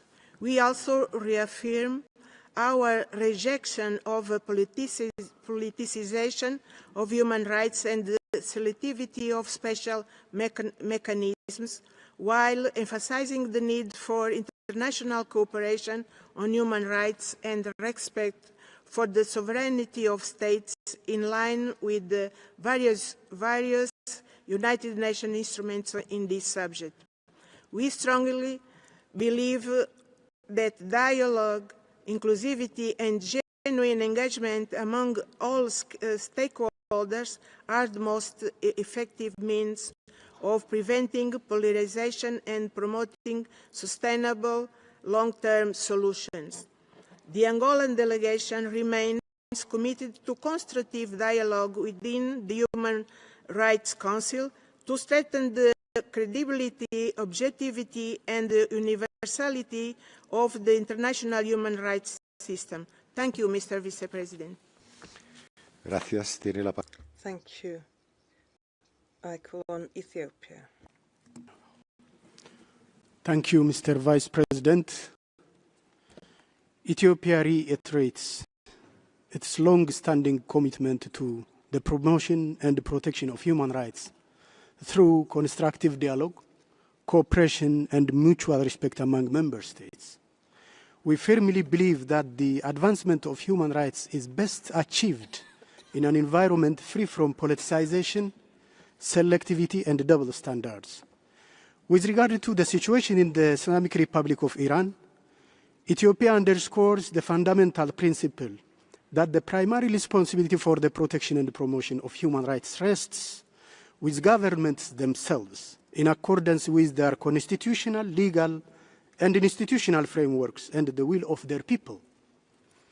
We emphasize the importance of upholding democratic rights and freedoms, including through inclusive national processes and dialogue, while fully respecting the principle of sovereignty and non-interference as enshrined in the Charter of the United Nations. Domestic challenges, including those related to public order and social unrest, should be addressed through national mechanisms in a peaceful and lawful means. Ethiopia expresses concern over external approaches that seek to interfere in internal affairs or instrumentalize political movements against sovereign states. As such actions risk exacerbating tensions, undermining stability, and weakening national ownership of reform efforts. We stress that the Human Rights Council should serve as a platform for cooperation and dialogue, rather than confrontation. In this regard, Ethiopia encourages continued engagement with the international human rights mechanisms based on mutual respect, impartiality, and consent. In conclusion, Ethiopia calls upon all parties to uphold the principles of the United Nations Charter, respect sovereignty, and refrain from interference, and support peaceful and nationally driven solutions. I thank you, Mr. Vice President. Gracias. Thank you. I call on Bulgaria. Mr. President, Bulgaria aligns itself with the statement made by the European Union. Bulgaria is deeply concerned by the gravity of the situation in the Islamic Republic of Iran following the recent unprecedented crackdown of peaceful protest by the authorities. We are deeply concerned by the use of lethal weapons by security forces, which has led to the death of thousands of protesters and a high number of injured protesters. We denounce the widespread arbitrary arrests and detentions of participants in the protests. We are alarmed that the Iranian authorities have imposed a nationwide internet shutdown and communication blackout, affecting Iranians' right to freedom of expression and access to information, disrupting emergency and life-saving services. Bulgaria urges for the investigation of all killings, violence against protesters, and other serious human rights violations and abuses in line with international human rights norms and standards. Those officials who are responsible for those human rights violations and abuses must be held to account. We call on the Iranian authorities to fulfill their country's obligations under international human rights law, to respect the rights to freedom of expression, association and peaceful assembly of individuals, and their right to free flow of information. Bulgaria confirms its support to the independent international fact-finding mission and expects it, in line with its mandate, to thoroughly investigate all allegations of serious human rights violations and abuses perpetrated in relation to the protests that began on 28th of December 2025, including for potential future legal proceedings. We will support the extension of the mandate of the Special Rapporteur, while being confident that she will closely monitor the current human rights situation, including the respect for and protection of civil, political, economic, social and cultural rights in Iran. I thank you. Thank you. I now give the floor to the Distinguished Ambassador of Chile. Gracias. Thank you very much, Vice President. Chile welcomes the holding of this special session, given the violent repression and serious human rights violations committed in the Islamic Republic of Iran. We roundly condemn the deaths, the violence against demonstrators, and the excessive and disproportionate use of force by state officials in the context of peaceful protests that began on the 28th of December 2025. We also reject the blocking and restriction of communications, including the internet shutdown and the banning of mobile phones. These actions have led to thousands of deaths, according to current estimates, and there have been large-scale violations, torture, arbitrary executions, disappearances. We call for the upholding of rights, for freedom of peaceful assembly and association, and we believe Iranian citizens have the right to fully participate in public affairs in line with international human rights law. The recent events, Vice President, in Iran should be added to the very serious acts committed in 2022 and 23 when peaceful demonstrators were harassed, detained, and this disproportionately affected women and children. In addition to this, the acts of since December 2025 testify to systematic repression of peaceful demonstration. We therefore launch an appeal to the authorities of Iran to put an end to the repression of peaceful protests and to guarantee the full respect of fundamental rights. We firmly underline the need to carry out impartial, transparent, independent investigations, which will allow for proper accountability and access to justice, as well as comprehensive reparations for the victims of state action. Thank you. Thank you. I now give the floor to the distinguished representative of Italy. Italy aligns itself with the European Union statement and wishes to add the following in its national capacity. We express our deepest concern over the violent repression of protests in the Islamic Republic of Iran and the reported severe human rights violations across the country.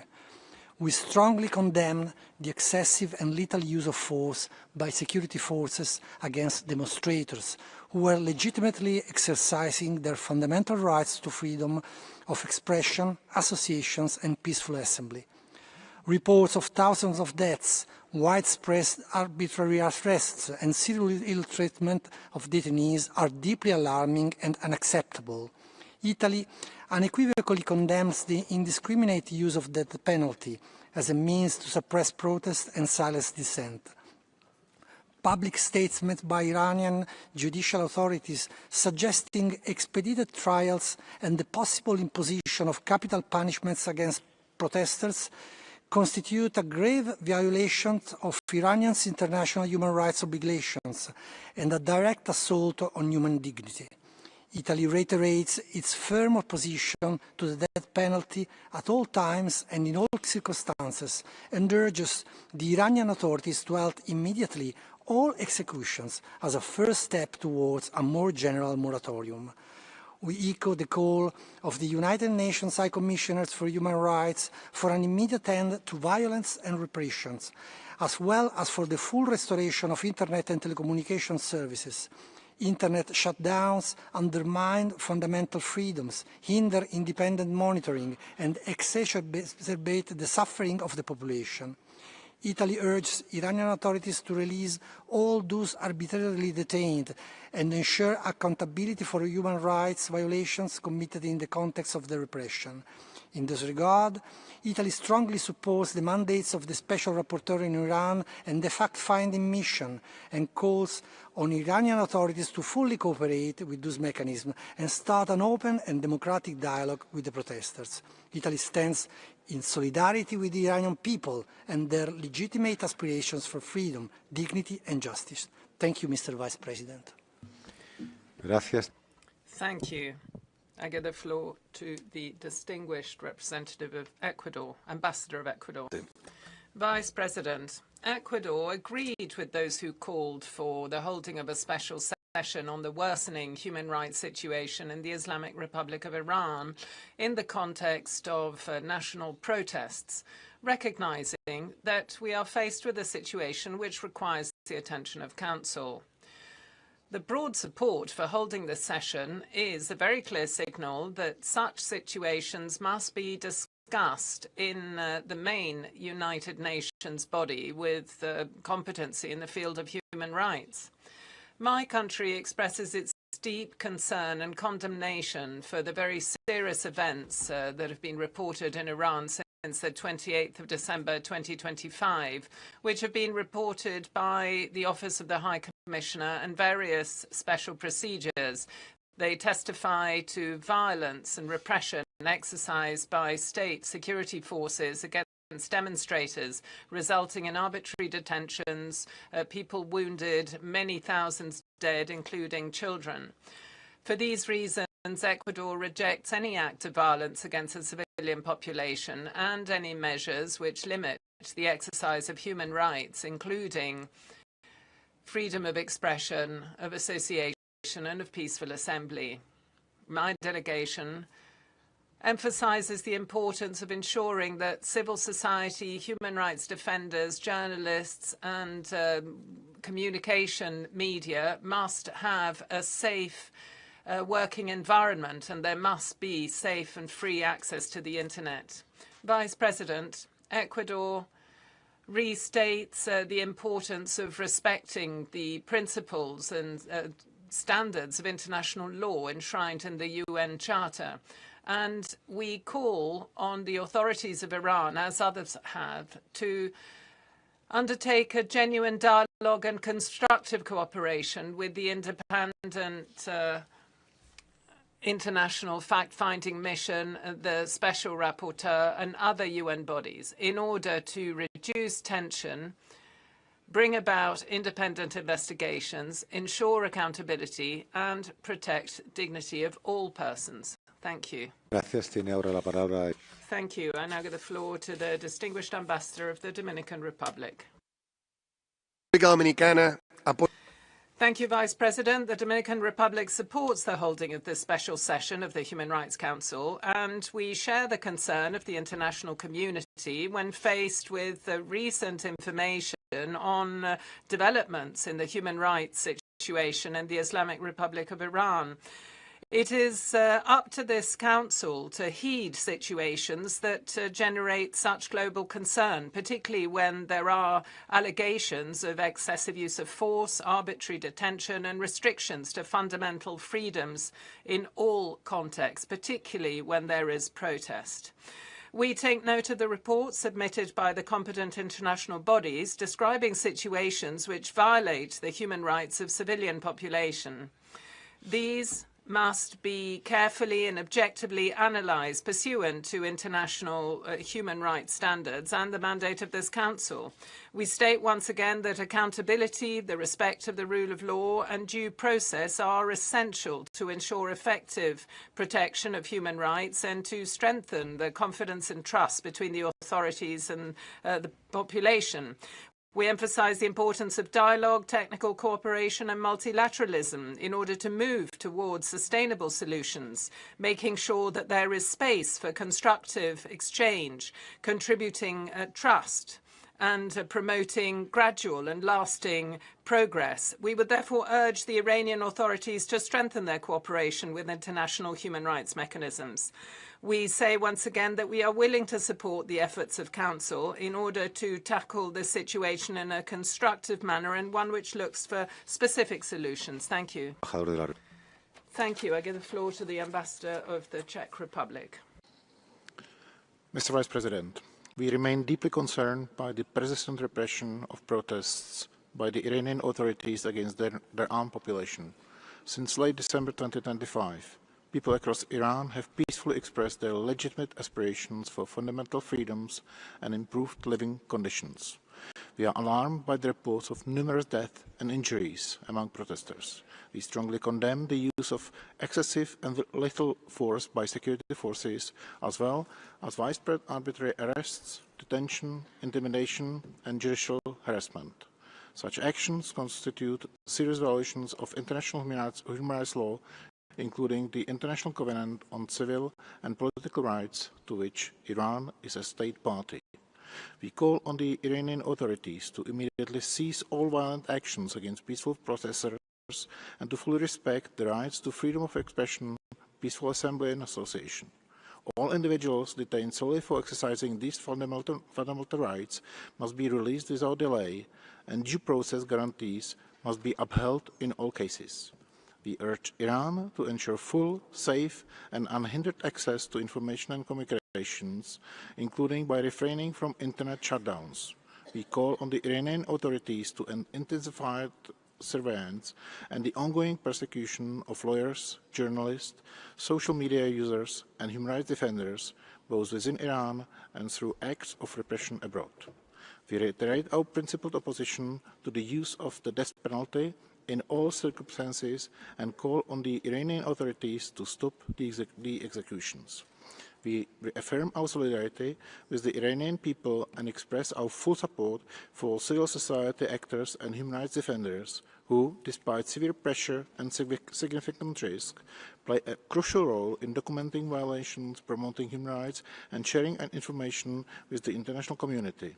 Finally, we call on Iran to ensure accountability for all violations and grant unhindered access and full cooperation to the UN fact-finding mission and the Special Rapporteur on the situation of human rights in Iran. Thank you. Gracias. Thank you. I now give the floor to the distinguished ambassador of Kenya. Thank you, Mr. Vice President. Kenya acknowledges the convening of this special session, particularly amid the recent nationwide protest sparked by economic grievances in Tehran's bazaar since late December 2025. We view today's discussion as a vital affirmation of our shared responsibility to tackle urgent human rights challenges through principled multilateral dialogue, fostering cooperation in a deeply polarized geopolitical landscape. These bedrock principles demand consistent, impartial application across all contexts and regions, free from selectivity or politicization, to uphold this Council's integrity in addressing global crisis. Kenya shares concerns over allegations of human rights violations arising from these events, including allegations of excessive use of force and restrictions on freedoms. We recognize the contributing factors characterizing these protests, rooted in pressing economic hardships and aspirations for improved governance, which warrant thoughtful, constructive responses from the Iranian government. We equally acknowledge positive steps already taken by Iran, including its repeated invitations for dialogue, commitments to investigative allegations transparently, and engagement with the national partners as conveyed in statement to this Council and beyond. At the same time, the rights to peaceful assembly, expression, and association impose reciprocal duties on individuals to exercise them lawfully, peacefully, while states retain their sovereign prerogative and international law to apply proportionate restrictions safeguarding public order and national security. Mr. Vice President, all human rights mechanisms must prioritize cooperative avenues that respect sovereignty and interference, while underscoring that their mandates are most effective while the full consent and cooperation of the states concerned. In this spirit, Kenya encourages Iran to pursue further confidence-building measures, ensuring due processes for all detainees, reviewing crowd control practices and use of force to align with best practices and enhance its engagement with UN mechanisms and partners. We believe that inclusive dialogue would exemplify Iran's commitment to accountability, mutual trust, and balanced principled path this Council exists to promote. I thank you, Mr. Vice President. Gracias. Thank you. I give the floor to the representative of the plurinational state of Bolivia. Thank you, Vice President. We welcome the report submitted by the High Commissioner and the Special Rapporteur and the President of the Independent Fact-Finding Commission. Bolivia reaffirms its commitment to the promotion and protection of human rights and the free exercise of fundamental freedoms by all persons, and the obligation of states to guarantee these. In any situation, the right to life and the respect of human rights and the peaceful settlement of disputes must prevail, and this is in line with the UN Charter. We call for avoiding confrontation, and through transparent proceedings, the perpetrators of any acts of violence or human rights violations must be held accountable in line with international standards. We believe that all international stakeholders must tackle such situations with diplomacy in line with international law and avoid any act that might lead to an escalation of the situation. At the same time, we must ensure there is consistency in all mechanisms, balancing costs and effective results and avoiding duplication. We hope that all parties will be able to resume dialogue and negotiation, de-escalate tension, settle differences in a climate of mutual respect, and also meet the legitimate aspirations of the peoples. Thank you. Thank you. We can now move on to the list of speakers, of observers of the Council. I give the floor in the first instance to the distinguished representative of Germany, Secretary of State Gerhard Koch. Mr. President, once again this Council convenes to address human rights violations in Iran. Once again, peaceful protesters standing up for the inviolable rights have been violently attacked, arbitrarily arrested or killed. We have all listened to the statements of the High Commissioner, the fact-finding mission and the Special Rapporteur. Germany thanks all Member States for coming together for this special session. Today, let us send a strong, united signal of solidarity with those suffering human rights abuses in Iran, those standing up for their rights. Today, we want to shed light on human rights violations that Iran is trying to hide behind an internet blackout. Germany commends the fact-finding mission and the Special Rapporteur for their tireless efforts to document and investigate abuses and to improve the human rights situation. We call on the Iranian government to cooperate fully with these mandates. The tragic events of the past weeks and the reporting today underline once more why we need both the fact-finding mission and the Special Rapporteur. We call on this Council to join us in extending both mandates to ensure that their crucial work for human rights and accountability can continue. Thank you very much. Gracias. Thank you. I now give the floor to the distinguished delegation of Luxembourg that will be making a video statement. Thank you, Vice President. Luxembourg aligns itself with the declaration of the EU, and we reiterate our support to the Iranian people. We firmly condemn the violent repression of demonstrations in Iran. We are alarmed by the reports and the images showing that there are countless deaths, thousands wounded, and mass arbitrary arrests. Many Iranian men and women are disappeared. We are very much affected by the loss of life in Iran, including that of children, and our thoughts are with their families. Human rights, including the right to freedom of expression, association, and peaceful assembly, must be respected and protected at all times. Iran must respect them and fully guarantee such rights. We are bringing today the voice of Iranian men and women, and it is up to them to decide how they would like to shape their future. Access to the media and to independent information, including comprehensive access to the internet, is essential. We renew our appeal to the leaders of the Islamic Republic to abolish the death penalty, to put an end to the cruel, inhuman or degrading treatment, and to free all political prisoners. Transparent and independent investigations must immediately be launched in order to bring the perpetrators of such crimes to justice. Along these lines, we support extending the mandate of the independent fact-finding mission. Thank you. Thank you. I now give the floor to the distinguished Ambassador of Ireland. Thank you, Vice President. The events, Ireland aligns with the statement of the EU. The events in Iran serve as a shocking reminder of how the Iranian regime treats its own people. Ireland condemns the brutal repression, killing and imprisonment of protesters exercising the fundamental rights of freedom of expression and peaceful assembly. Apologies, I must interrupt you. There's a point of order. President, the use of undefined and non-standard term of calling other countries shows the malintention of the speaker to lead the Council's direction toward their political aims. Mr. President, with the aim of preserving the true dignity of human rights, respecting the status of countries, and preventing the further politicization of the Council, I request you not to allow using the not correct languages calling my country.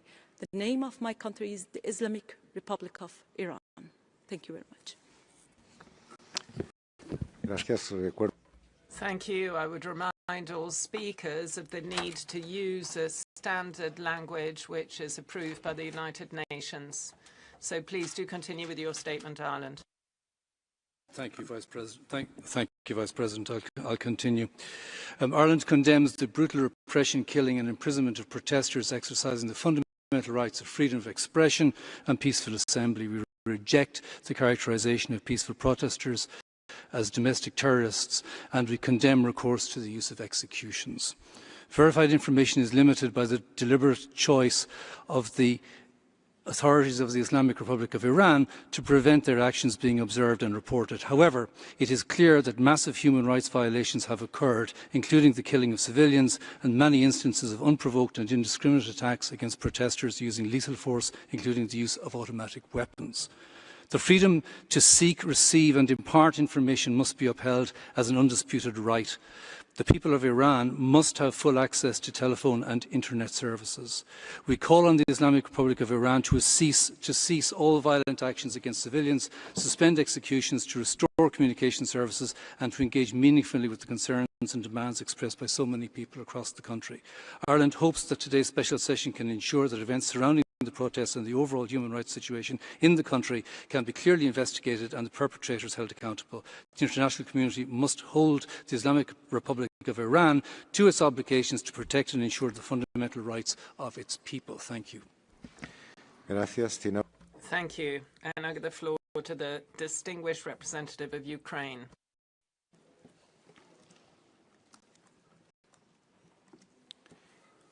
Thank you, Mr.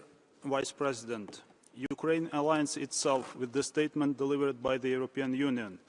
We strongly condemn the repression of the Iranian authorities against their own people, including the unprecedented increase in death and injuries among protesters.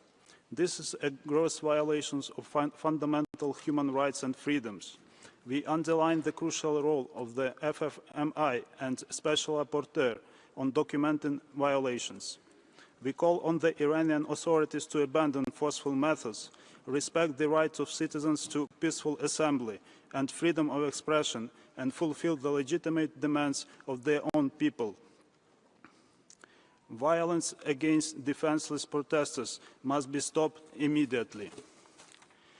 Mr. Vice President, Iran's support for Russia's war of aggression against Ukraine and its oppression of its own citizens are part of the same policy, a policy of violence and disregard for human beings. I'm afraid there's another point of order. The delegation of Iran, please. Thank you very much, Mr. President. I'm sorry that I'm requesting for the second time point of order. The content presented by the current speaker is inaccurate, irrelevant to the subject of this meeting, and intended to involve another country in a matter to which it has not connection. I respectfully request that you prevent the raising of such irrelevant and unfounded issues. Thank you very much. Gracias. Thank you. I would like to ask the delegate of Ukraine to continue their statement.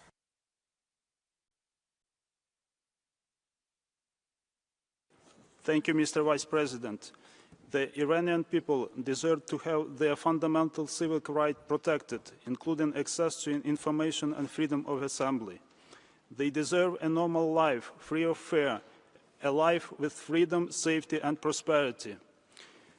We reiterate our call on the international community to increase political, diplomatic and other pressure on Tehran in response to violence and oppression. Ukraine stands in solidarity with the people of Iran. Thank you, Mr. Vice President. Gracias. Thank you. I give the floor to the distinguished representative of Belarus. Thank you. Belarus considers the special session to be another attempt by a group of states to use the Council's mechanisms to put pressure on Iran's authorities. The draft resolution effectively promotes intervention in internal affairs, and the initiators of the resolution are using sanctions against Iran, harming its economy and undermine the economic and social rights of the people. That group of countries is carrying out unlawful extremist activity to destabilize the situation towards an unconstitutional change of power. We have seen similar scenarios, and we know the results. The loss of statehood, the harm to the economy, and the impoverishment of the population. We condemn such policies against Iran, as well as the politicized decisions in the Council. And we hope that the people and the authorities of Iran, through dialogue and cooperation, can overcome this situation and ensure justice, equality, peace, and human rights. Thank you. Thank you. I give the floor to the distinguished representative of Australia. Thank you, Vice President. Australia welcomes this special session to address the deteriorating human rights situation in the Islamic Republic of Iran and supports the renewal of the mandate of the fact-finding mission in Iran and the Special Rapporteur on Iran. Australia unequivocally condemns the Iranian government's brutal violence against its own people. We urge Iran to immediately end its killing of protesters, arbitrary arrests, telecommunications blackouts and intimidation tactics. We are appalled by reports that Iran has used the death penalty against protesters. Iran's actions continue its record of excessive, often lethal force against protesters, human rights activists, journalists and political opponents, and its long-standing oppression of women, ethnic and religious minorities and LGBTQI+ persons. Contrary to Iran's disinformation, these protests are not a foreign conspiracy. They are real voices of the Iranian people. We stand with the protesters in their struggle for human rights, livelihoods and fundamental freedoms. We call on Iran to ensure the rights to freedom of expression and peaceful assembly without fear of reprisal. All violations must be independently investigated and perpetrators held accountable and brought to justice. Thank you. Thank you. I now give the floor to the distinguished representative of Austria. Thank you, Mr. Vice President. Austria aligns with the EU statement. We stand in full solidarity with the Iranian people in exercising the rights of freedom of expression and freedom of assembly. Austria is deeply concerned about the shockingly high number of deaths among protesters and the disproportionate use of force by Iranian security forces against peaceful demonstrators. We strongly condemn the arbitrary arrests and threats of execution against those detained for exercising their rights and urge the Iranian authorities to end all forms of arbitrary detention and mistreatment in custody. All individuals imprisoned for freedom of expression and peaceful protest must be released immediately. We particularly condemn the use of force against children and the arbitrary arrest and detention of minors in connection with the protests and call for their immediate release. Austria also condemns the nationwide internet shutdown imposed by Iranian authorities and calls for the immediate restoration of internet access and communication systems. This Council cannot remain silent in the face of the deteriorating human rights situation. We owe the Iranian people a thorough, independent and objective investigation into all human rights violations related to the protests. Perpetrators of violence must be held accountable. We call on the Iranian government to fully cooperate with the fact-finding mission in its investigation. I thank you. Thank you. I give the floor to the Bolivarian Republic of Venezuela.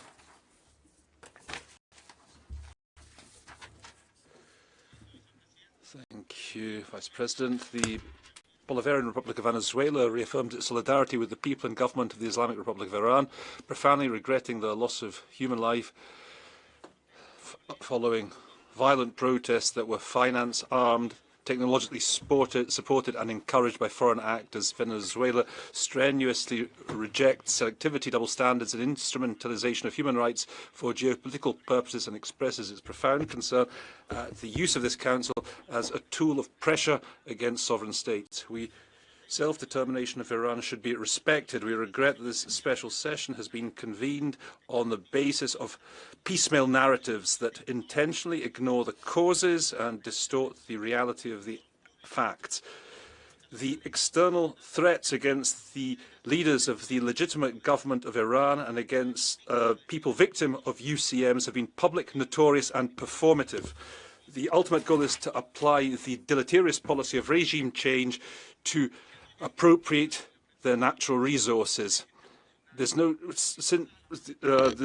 hiding the pretension to end with international public law and the threats to global peace, sovereignty of states and immunity of heads of state and government. We do wonder, will this Council continue to be used as a sounding box for the imperial powers who direct us towards barbarities such as the genocide that is taking place in Gaza. Thank you. Thank you. I give the floor to the Distinguished Representative of Paraguay. Vicepresidente. Vice President Paraguay condemns the repressions carried out by the authorities of the Islamic Republic of Iran against their own people in the context of the recent social protests, the deliberate disproportionate use of force by security forces, including firing on protesters, mass arbitrary detention, and an alarming high number of people perishing and arrested, is a grave violation of human rights by the Iranian state. Paraguay categorically repudiates the restrictions imposed on access to internet and communications. Considering such measures seek to hide the situation, silence civil society, and hinder international scrutiny. It's unacceptable the criminalization of social protests and the threat of use of death penalty against protesters for actors that reflect an unacceptable setback and question the international responsibility of the state. We urge the Iranian authorities to immediately cease all forms of violence against the civilian population, to release all persons detained for peacefully exercising their fundamental rights, restoring fully digital freedoms, and calling for full, unrestricted cooperation with the fact-finding mission. Finally, Paraguay reaffirms its firm conviction that there be no stability, development and legitimacy without respect for human rights, and this Council is duty-bound morally and legally to promote accountability, prevent impunity and support the legitimate aspirations of the Iranian people. Thank you. Thank you. I give the floor to the Distinguished Representative of Belgium. Thank you, Mr. Vice President. We align ourselves with the EU statement. Belgium unequivocally condemns the unprecedented violence perpetrated by the Iranian government against its own citizens. Credible estimates are pointing towards thousands of deaths. We are horrified by these killings. The violent repression against Iranians voicing their legitimate and democratic aspirations must stop. The authorities must exercise utmost restraint and adhere to their international obligations. We urge the Islamic Republic of Iran to fully uphold the right to life, liberty and security of person, and the right to freedom of expression, association and peaceful assembly. The immediate restoration of full internet access is imperative in this regard, as is the immediate release of all individuals arbitrarily detained. We are deeply worried by reports regarding rushed trials and possible protest-related executions. At the same time, Iranian authorities are obliged to conduct prompt, effective, independent, transparent and impartial investigations into the grave violations that occurred. We urge the Islamic Republic of Iran to fully cooperate with UN entities, particularly the Special Rapporteur and the FFM. We support the renewal of their mandates as well as the request for an urgent inquiry into current events. In conclusion, the legitimate and democratic aspirations of the Iranian people must prevail as much as the respect for international law. I thank you. Thank you. I give the floor to the Distinguished Representative of Oman. Thank you, Vice President. Oman reiterates its support to the work of the Human Rights Council, all its mechanisms, as an international framework to address human rights issues through cooperation, responsible dialogue, and exchange of expertise. We reiterate that the effectiveness of the Council is contingent on an approach that respects the purposes and principles of the UN Charter and promotes confidence among states and addresses human rights issues in an objective and balanced fashion. In this respect, Oman believes that respect of the sovereignty and unity of states, as well as a commitment to the principle of non-interference in their domestic affairs, constitute a crucial basis for a stable international order, and they are the genuine guarantee for non-politicization of human rights issues or manipulating them outside their noble purposes. And therefore, Oman believes that the basic objective of the Human Rights Council mechanisms, including the mandate of the Special Rapporteur, is to prepare reports in a professional manner and in an objective, independent and neutral manner as well, because these are basic elements to safeguard the credibility of the Council as well as its standing as an international forum for balanced dialogue as well as cooperation. Thank you. Gracias. Thank you. I give the floor now to the distinguished representative of Uruguay. Thank you very much, Vice President. Uruguay is grateful for the convening of this special session, given the grave deterioration of the situation of human rights in Iran, as reported by various UN mechanisms and by independent organisations, which merits the urgent attention of this Council. We express our profound concern at violations of human rights documented, which include the disproportionate use of force against protesters, arbitrary detention, acts of torture and other cruel, inhumane, degrading treatment. We're particularly alarmed by persisting patterns of structural discrimination against women and girls, as well as the persecution of individuals belonging to ethnic and religious minorities. Uruguay urges the Iranian authorities to fully deliver on their human rights obligations, guaranteeing the full respect for the right to freedom of expression, peaceful assembly and free access to communications, as well as the need to ensure accountability for all violations committed. Finally, we should recall the primary responsibility of the state to protect its own population, a responsibility inherent to the sovereign nature of the state and to its obligations under international law. Thank you. Thank you. I give the floor now to the distinguished representative of Eritrea. Thank you, Mr. Vice President. When challenging situations arise, the appropriate and responsible response of the multilateral system must begin with dialogue, cooperation, and a genuine effort to understand circumstances on the ground. This Council was not established to construct narratives that served the interests of a few, nor to repeatedly single out targeted countries. It was created to strengthen the promotion and protection of human rights through dialogue and cooperation. Despite this, we repeatedly see attempts to circumvent the Council's guiding principles and established frameworks whenever it suits particular agendas. There is a persistent effort to impose mandates on states without their consent or cooperation. Such practices are problematic. They cast doubt on the likelihood of constructive outcomes and on whether the Council should accept, without rigorous scrutiny, outputs presented as credible, despite flawed or politicized methodologies. To conclude, in the context of the recent developments, while we acknowledge the legitimate responsibility of the government of the Islamic Republic of Iran to restore public order and safety, we encourage national processes addressing existing challenges in accordance with the national priorities. The full version of our statement will be available online. I thank you, Mr. Vice President. Gracias. Tiene ahora la palabra. Thank you. I give the floor now to the distinguished delegation of Liechtenstein. Thank you, Mr. Vice President. Liechtenstein has supported the call for this special session out of concern for the thousands of Iranians who once again have carried their hope and demand for fundamental changes in the governance of their country to the streets. We are deeply disturbed by the reports of the widespread and systematic lethal use of force against peaceful protesters by the security forces of the Islamic Republic of Iran. While the numbers remain difficult to verify, it is clear that the force employed was manifestly excessive and raises grave concerns, and that the violence used to crack down on the protest was deliberate in its use and indiscriminate in its targets. Mr. Vice President, an independent investigation into the situation is of paramount importance. If confirmed, these acts would constitute crimes against humanity and warrant a referral to the International Criminal Court by the UN Security Council. The court is an institution we have built collectively to address such situations by holding those responsible to account, thereby preventing future recurrence. In this way, we protect the people whose rights were gravely and systematically violated by those who claim to represent their interests. It is important that the Council sends a clear message in that regard. I thank you, Mr. Vice President. Gracias. Thank you. The floor, distinguished representative of Malta.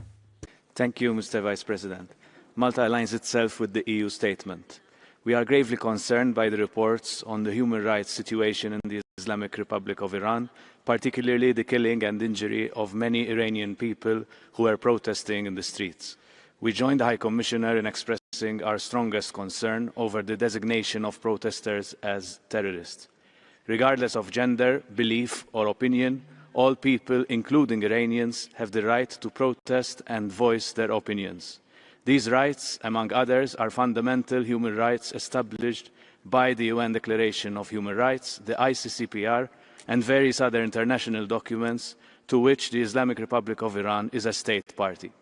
Iran, therefore, has a direct responsibility to adhere to what it freely subscribed to. We would also like to express our deep concern that some arrested protesters may be subject to the death penalty. While reiterating Malta's long-standing stance against the death penalty in all instances, we wish to recall that Article 6 of the ICCPR clearly states that this penalty may be imposed only for the most serious crimes. Civilians exercising their right of protest have committed no crime. We call upon all relevant authorities in Iran to free all arrested protesters and immediately halt and expunge any planned application of the death penalty. I thank you. Gracias. Thank you. I give the floor to the distinguished representative of Zimbabwe. Thank you, Mr. Vice President. Zimbabwe is worried by the continued politicization of the Human Rights Council and use of double standards. Though we are concerned with by the situation in Iran, we believe that the government of Iran will handle the situation as per their given mandate. Zimbabwe believes in the need to protect the right to peaceful demonstrations, but that right should not be misused to abuse national security, public safety, or impinge on the right and freedom of other citizens. Zimbabwe reiterates its firm belief that the mandate and objectives of the Human Rights Council are better achieved when its work is conducted in an open and transparent manner based on mutually respectful dialogue and engagement that is conceived to support the effort of each country rather than to condemn and punish it. We urge the Council to engage Iran through genuine and constructive dialogue that upholds the principles of sovereignty and non-interference in its internal affairs. Imposition of country-specific mandates or omissions only serve to erode the trust in Human Rights Council mechanisms. I thank you. Gracias. Thank you. I give the floor to the distinguished representative of Slovakia. Thank you, Vice President. Slovakia aligns itself with the EU statement. We express grave concern at the deteriorating human rights situation in the Islamic Republic of Iran and ongoing and systematic violation of these rights. Peaceful protests in the country have been met with an unprecedented violent response. Reports paint a glooming picture of the unlawful killing of thousands of those exercising their fundamental rights, including children, as well as the widespread use of excessive force, causing grave injuries and deaths. We are alarmed by continued arbitrary arrests and detentions, enforced disappearances, detention with no contact with the outside world. We urge to proceed on independent investigations under international organizations to document seriously all abuses carried out by Iranian authorities. Furthermore, after investigation, we urge to release all persons detained without trial. The intentional internet shutdown, which violates international human rights law, further prevents much-needed monitoring of the situation, documentation and violations, and further exacerbates the violations of rights and freedoms of Iranian people. While reaffirming our respect for Iran's sovereignty and territorial integrity, we stress that the primary responsibility to respect, protect and fulfill human rights bears with the state. We urge the Iranian authorities to fully uphold their obligations under international law, especially freedom of expression and assembly, as well as to take all necessary steps to eliminate and prevent further violence against civilians. Slovakia, lastly, we call on Iran to engage constructively and transparently, including by granting unhindered access to mechanisms. Gracias. I thank you. Gracias. Thank you very much. I give the floor now to the distinguished representative of Greece. Thank you, Mr. Vice President. Greece aligns itself with the EU statement. The unprecedented, extreme violence used against peaceful Iranian protesters, leading to the deaths of thousands of innocent civilians, is shocking and unacceptable. Mass arrests and harsh judicial responses, including the use of the death penalty, deepen our concern regarding the human rights situation in the country. Beyond the violent repression, the rights of freedom of expression, association, and peaceful assembly have been dealt a serious blow by the internet shutdown and communications blackout, which restrict the flow of information and obstruct independent scrutiny. Restoring full access to communications is essential for transparency and accountability. We support international efforts to document abuses and ensure justice, as well as the indispensable role played by civil society and human rights defenders under extremely challenging conditions. Greece underlines the need for restraint, de-escalation, and respect for international human rights and humanitarian law. Executions must immediately cease, and all those arbitrarily detained must be released without delay. Dialogue remains the only way to respond to legitimate concerns and reduce the risk of further violence. Combined with accountability and an end to systemic impunity for gross human rights violations, it is the only credible path toward a peaceful and dignified future for the Iranian people. I thank you. Gracias. Thank you. I give the floor to the distinguished representative of the Republic of Moldova. Thank you, Mr. Vice President. The Republic of Moldova is deeply concerned about the developments in the Islamic Republic of Iran. We condemn serious human rights violations and the brutal repression of peaceful protests. The arbitrary arrests, use of lethal and excessive force against the protesters, and unlawful killings is alarming. The death toll among protesters, including children, has reached thousands, which is an unprecedented number.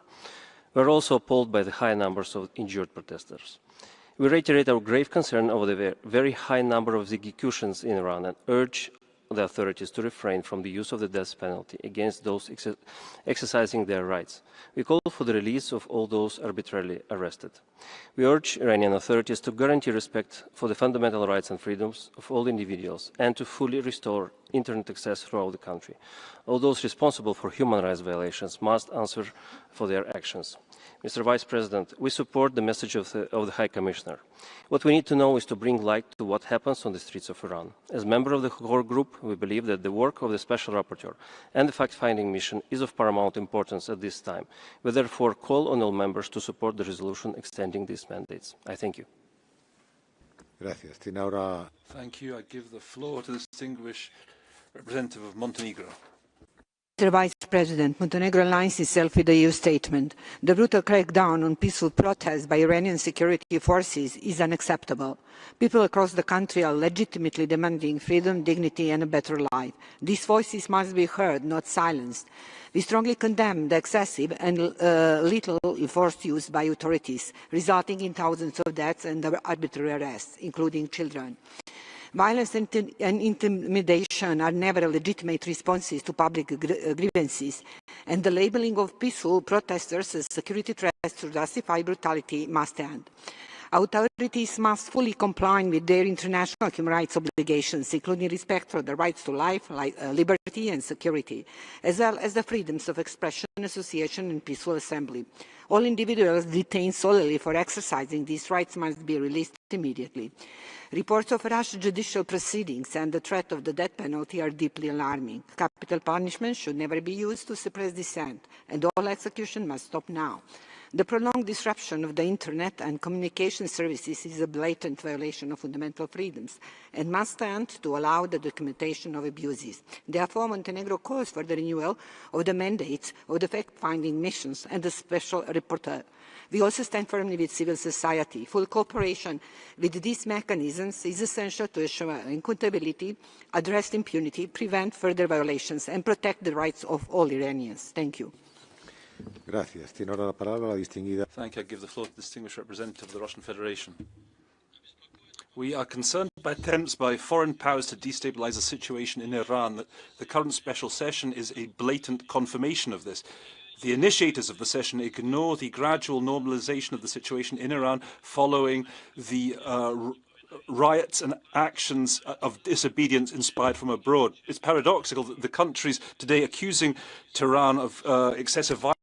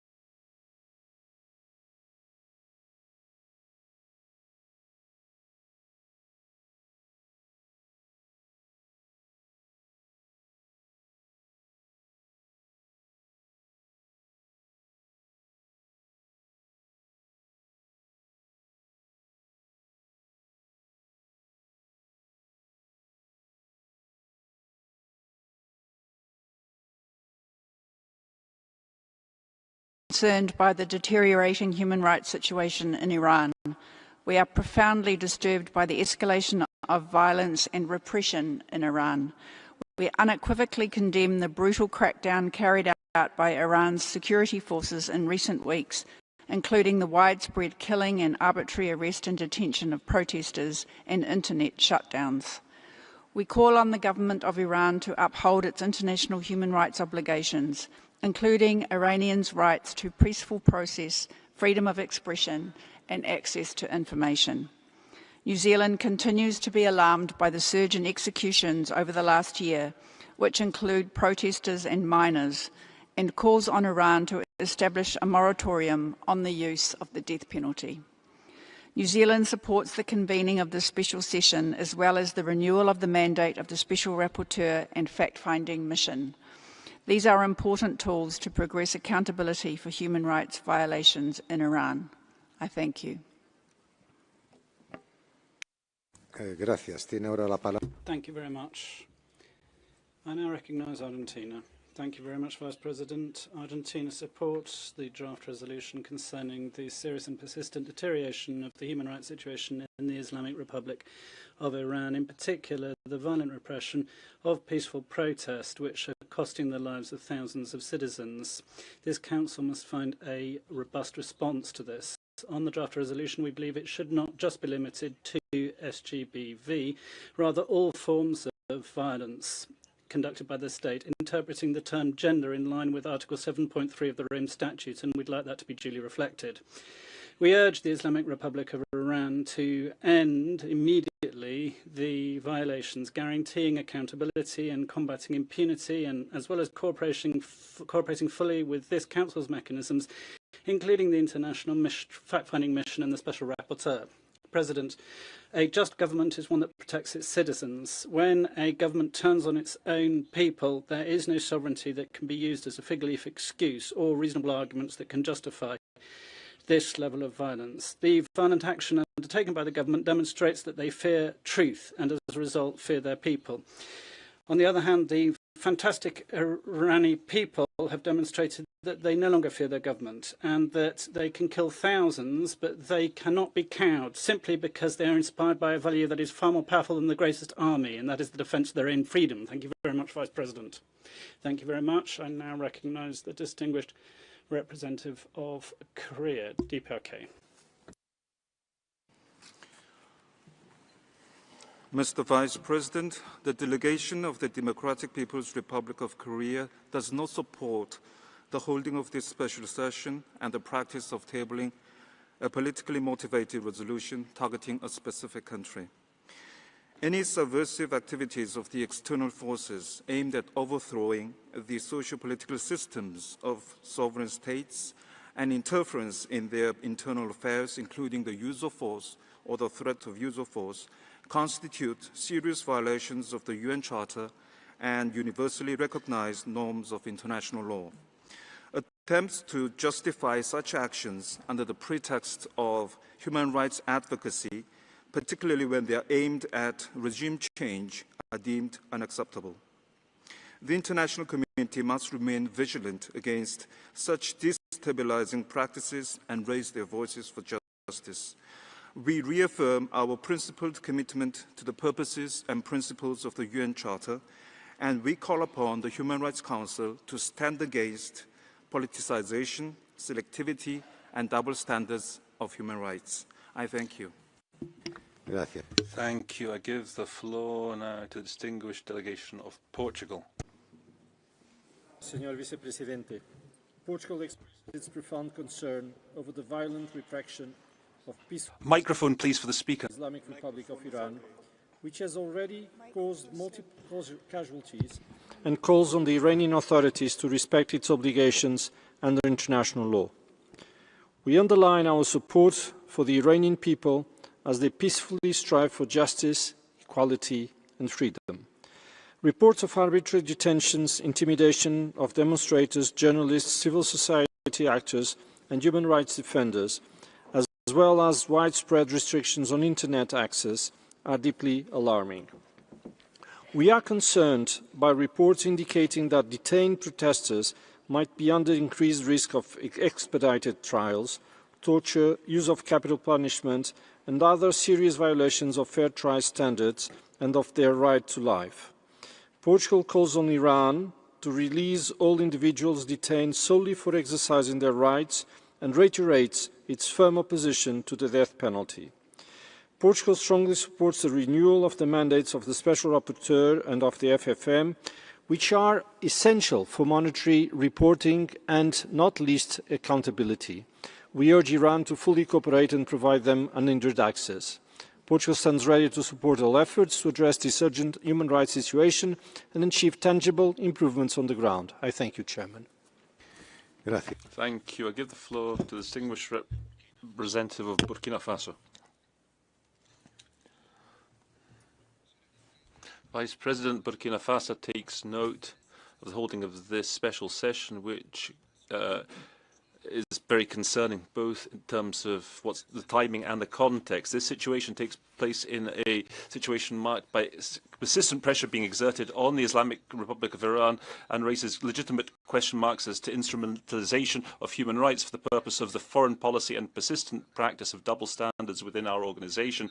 These practices run counter to principles of sovereignty, territorial integrity, non-interference, as enshrined in the UN Charter, and risks weakening the credibility of our multilateral cooperation mechanism in the field of human rights. My delegation reaffirms the commitment of Burkina Faso to the universal values of human rights, recalling that the primary responsibility for implementation rests with states while respecting their legal framework and their national reality.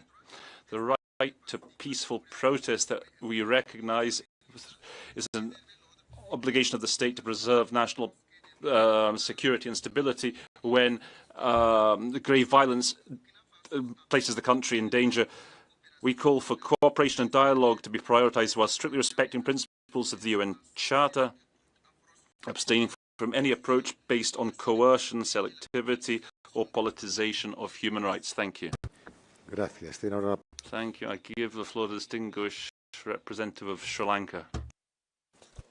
Mr. Vice President, we reiterate our principled position against country-specific initiatives, as such initiatives are confrontational, counterproductive, and undermine the spirit of cooperation required in promoting and protecting human rights. Any action to improve the human rights situation in a country should be guided by the accepted principles of mutual respect and cooperation based on the consent of the country concerned. The Human Rights Council should adhere to the guiding principles of universality, impartiality, and non-selectivity stipulated in the GA Resolution 60/251 and the IB package. We believe that any initiative adopted in this session that does not enjoy the support of the country concerned will only undermine the spirit of cooperation required in promoting and protecting human rights. Further, we note the potential program budget implications that these initiatives have, particularly at a time when the entire United Nations system is faced with an unprecedented liquidity crisis. We urge the co-sponsors to engage in a genuine and constructive dialogue with the Islamic Republic of Iran based on mutual respect and cooperation. Thank you, Mr. Vice President. Gracias. Thank you. I give the floor to the distinguished representative of Mali. Thank you, Vice President. I'd like first to thank you for convening this meeting.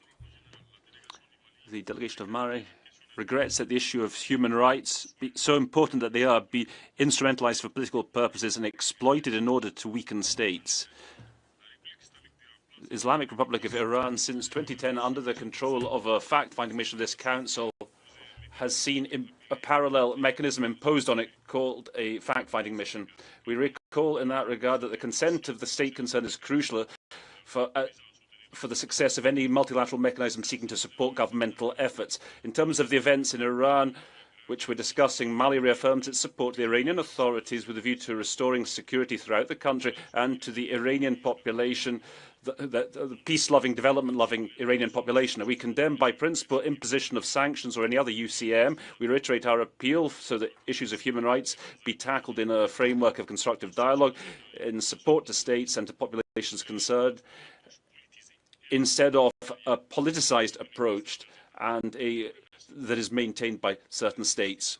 Thank you. I give the floor now to the distinguished representative of Canada. Mr. Vice President, Canada is horrified by reports that thousands of people in Iran, including children, have been killed and arbitrarily detained for exercising their human rights. Canada condemns in the strongest terms the Iranian authorities' use of unlawful and lethal force against protesters. Killings, forced confessions, torture, ill treatment in detention, and the denial of legal safeguards are all clear violations of international human rights law.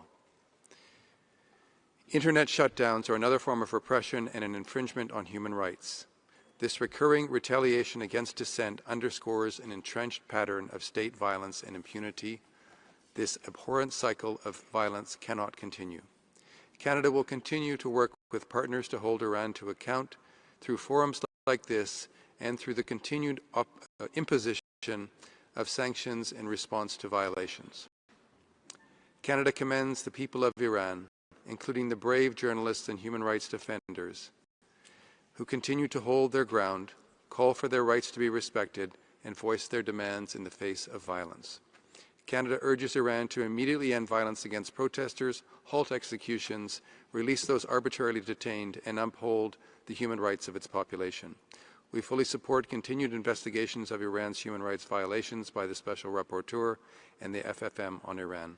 This is integral to accountability and justice. Thank you. Gracias. Thank you very much. That was the last of the states wishing to take the floor, so we'll now move to our list of speakers from NHRIs and NGOs. I'd now like to recognise the representative of the International Federation for Human Rights Leagues, please. Mr. Vice President, after just over 3 years, the Council is holding another special session on the human rights situation in Iran. The recurrence reflects the gravity of the authorities' repression against the brave people of Iran, who continue to courageously demand the respect of their fundamental rights and to express their aspiration for democratic change. Estimates of those killed and injured by the authorities in response to the most recent peaceful protests are difficult to verify due to the government's imposition of a prolonged internet and communication blackout. What is certain is that an extraordinarily harsh crackdown on the streets of Tehran and many other cities across the country occurred, with thousands of civilians summarily killed and many more arbitrarily detained in just a few days during the peak of the protests. FIDH and LDDHI see the renewal of the mandates of the Special Rapporteur and the 2-year extension of the fact-finding mission as being essential to guarantee future accountability. Members of the Council should demand that Iranian authorities stop terrorizing the civilian population and support the work of independent international accountability mechanisms. We reiterate our call for the immediate and unconditional release of all people detained in connection with the protests, as well as all activists and human rights defenders, including Nobel Peace Prize laureate Narges Mohammadi. We also urge the government to refrain from imposing or carrying out the death penalty, particularly against those charged in connection with the demonstrations. I thank you. Gracias. Thank you very much. I now recognise the representative of Ensemble contre la peine de mort. Mr. President, in 2025, the Islamic Republic of Iran executed at least 1,500 people, the highest number in more than 3 decades. The majority were charged with offences that do not meet the threshold of the most serious crimes under international law and were sentenced without due process on the basis of forced confessions. The purpose of the widespread use of the death penalty was clear: to spread fear and prevent protests. This strategy failed. Despite the gallows, Iranians took to the streets to demand freedom and dignity. The authorities shut down the internet and launched a deadly crackdown at an unprecedented scale. Thousands of protesters were killed using live ammunition, including military-grade machine guns. All available evidence indicate that this was a systematic and widespread use of lethal force with the intent to kill as many protesters as possible. ECPM and Iran Human Rights are extremely concerned that the authorities are preparing to continue this mass killing inside the prisons, using the death penalty after summary trials and fabricated charges against protesters. Crimes against humanity have already been committed against people in Iran. The international community has a clear responsibility to protect the right to life of Iranians, hold perpetrators accountable, and ensure that UN mechanisms conduct an independent investigation inside Iran. Thank you. Gracias. Thank you very much. I now recognize United Nations Watch. Mr. President, doctors in Iran estimate 20,000 protesters killed and 330,000 injured. These are numbers that defy comprehension. These are crimes against humanity. So today's session is welcome, but let's be honest, it is too little and too late. The Iranian people have a right to know why for over 3 weeks did this council say nothing. We asked the 87 UN rights experts, the world's early warning mechanism, for over 2 weeks, why were you silent? Only on January 13th was there a statement, and out of 87 experts, only 5 of you signed it. Day after day, we pleaded for action. 5 days into the repression, after killings of protesters, I asked Agnes Kalamard, the former UN rapporteur who now heads Amnesty International, why are you silent? In January 2020, when the US eliminated IRGC terror chief Qasem Soleimani, she rushed within hours to condemn it. Why no urgency when innocent Iranian protesters are massacred? And beyond this room, we ask the media, Hollywood celebrities, campus protesters, those who know how to mobilize world opinion, why are you silent? The answer is uncomfortable but clear. The Iran protest movement shatters a cherished narrative. A people rising against Islamist tyranny does not fit the ideology, and so it is ignored. To all of you, we say the cost of your silence was Iranian lives. It is time to choose. Do everything to protect the people of Iran or your failed worldview. History is watching. Gracias. Thank you very much. Human Rights Watch, please.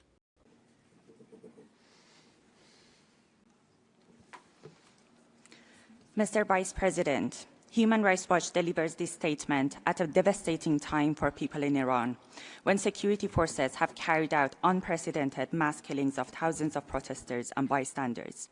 Witnesses have described streets being drenched in blood. They have told us that whoever they speak to these days knows someone who is being killed or injured. The scale of atrocities is staggering. We urge this Council to recognize that impunity only enables further bloodshed. These massacres, harrowing images of families searching for their loved ones among piles of body bags, should shock the conscience of the world. This Council has a vital role to play in putting human rights and accountability at the heart of the international response. Independent investigations are crucial to establish the truth and pave the way for accountability and criminal justice in line with international law. Member States should renew the mandates of the Special Rapporteur and the fact-finding mission, ensuring the mission has adequate resources to investigate this latest wave of atrocities and collect and preserve evidence to facilitate future judicial proceedings. This is no time to sit on the fence. UN member states should set aside double standards and stand with victims and survivors of these egregious crimes and those who continue to demand respect for their human rights, not those seeking to cover up atrocities while cutting off the entire population from the rest of the world. I thank you. Gracias. Tiene la palabra. Thank you very much. Amnesty International, please. People in Iran are reeling from trauma of unprecedented massacres. Authorities maintain an internet shutdown to hide their crimes, yet here they deny the truth. Let's be clear about the facts confirmed by eyewitnesses and verified videos. Iranian security forces fired into crowds, unlawfully killing thousands and injuring many more. Victims authorities shamelessly describe as terrorists were people demanding human rights and democracy, students, workers, teachers, medical workers, hoping for a brighter future. Today, crushed hopes lie in body bags, in overflowing morgues. What authorities call stability is a state of terror involving armed patrols and curfews. Systemic impunity for repeated protest bloodshed in 2017, 2019, and 2022 for the crimes against humanity documented by the fact-finding mission has emboldened authorities now in 2026 to escalate their policy of mass killings to silence dissent. To look away from these atrocities is not constructive dialogue. It is an abdication of responsibility. We urge member states to support the resolution and recognize that without an ICC referral and international justice mechanism, bloodshed will only intensify. History will not forgive your inaction. Gracias. Tiene la palabra. Thank you very much. Association of Iranian Short-Statured Adults has the floor. Mr. President, recent events in Iran must be addressed with honesty and balance. For the United States and Israel, Iran has never been a human rights concern. Rather than improving the situation in Iran, these interventions simply impose anxiety and psychological pressure on Iranians. Our observations show that the protests began peacefully and many people were simply expressing social and economic complaints. This changed when organized violence entered the streets.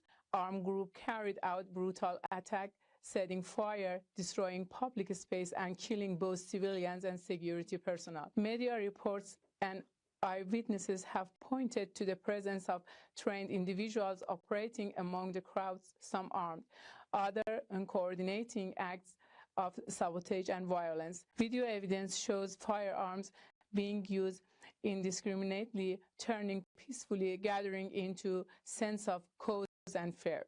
Such action cannot be described as a protest. They represent foreign interference and organized violence which undermine the safety of ordinary people. We urge the international community to reject violence, defend peaceful expression, and support dialogue among the Iranians without external pressure or manipulation. Thank you. Gracias. Thank you very much. Another video now from the Association for Defending Victims of Terrorism. Mr. Chairman, distinguished representatives, while condemning the violence of January 2026 in Iran and expressing sympathy for the victims, we emphasize that what occurred on 8th and 9th of January was not a popular protest, but rather an organized and armed violence by terrorist groups and agents of intelligence services, with the support and apparent intervention of foreign states, especially the United States and Israel. The evidence can be seen in the statements and posts of foreign officials on social media, as well as the declaration of the leaders of the terrorist group of MEK that their members were present in these unrests, and that 30 of them were killed. According to available documents, the actions of these groups have resulted in the deaths and injuries of more than 2,427 citizens and security forces in a few days, and have led to inhuman atrocities such as burning people alive, beheadings, killing of children, including 3-year-old Melina Asadi and 8-year-old Anila Talibi, and the widespread destruction and burning of public and private property. No doubt, any support for these actions is considered support for terrorism. We call on the Human Rights Council to condemn such acts and foreign support and to oblige states to stop international violating behaviors and provide guarantees of non-recurrence and compensate for the damages caused. Thank you. A continuación. We will now hear another video from Parthenon Trading Development Activist Company. Mr. President, at the outset, we wish to express our deepest sympathy to all citizens affected and harmed during the unrest of January 2026 in the Islamic Republic of Iran. The life, safety, and dignity of every civilian must be respected, and no one should suffer as a result of violence or instability.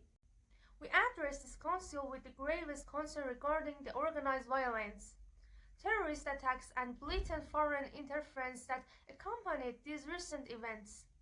External interventions, whether through political, media, or logistical support to violent and terrorist groups, constitute a direct attack on Iran's sovereignty and a clear violation of the United Nations Charter.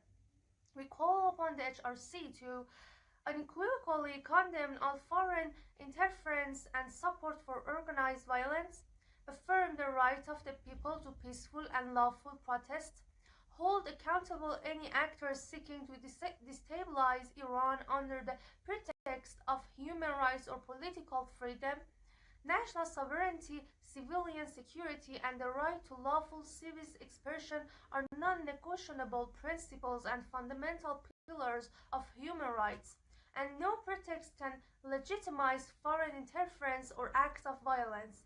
I thank you. The next speaker is the representative of Iranian Human Rights Documentation Center.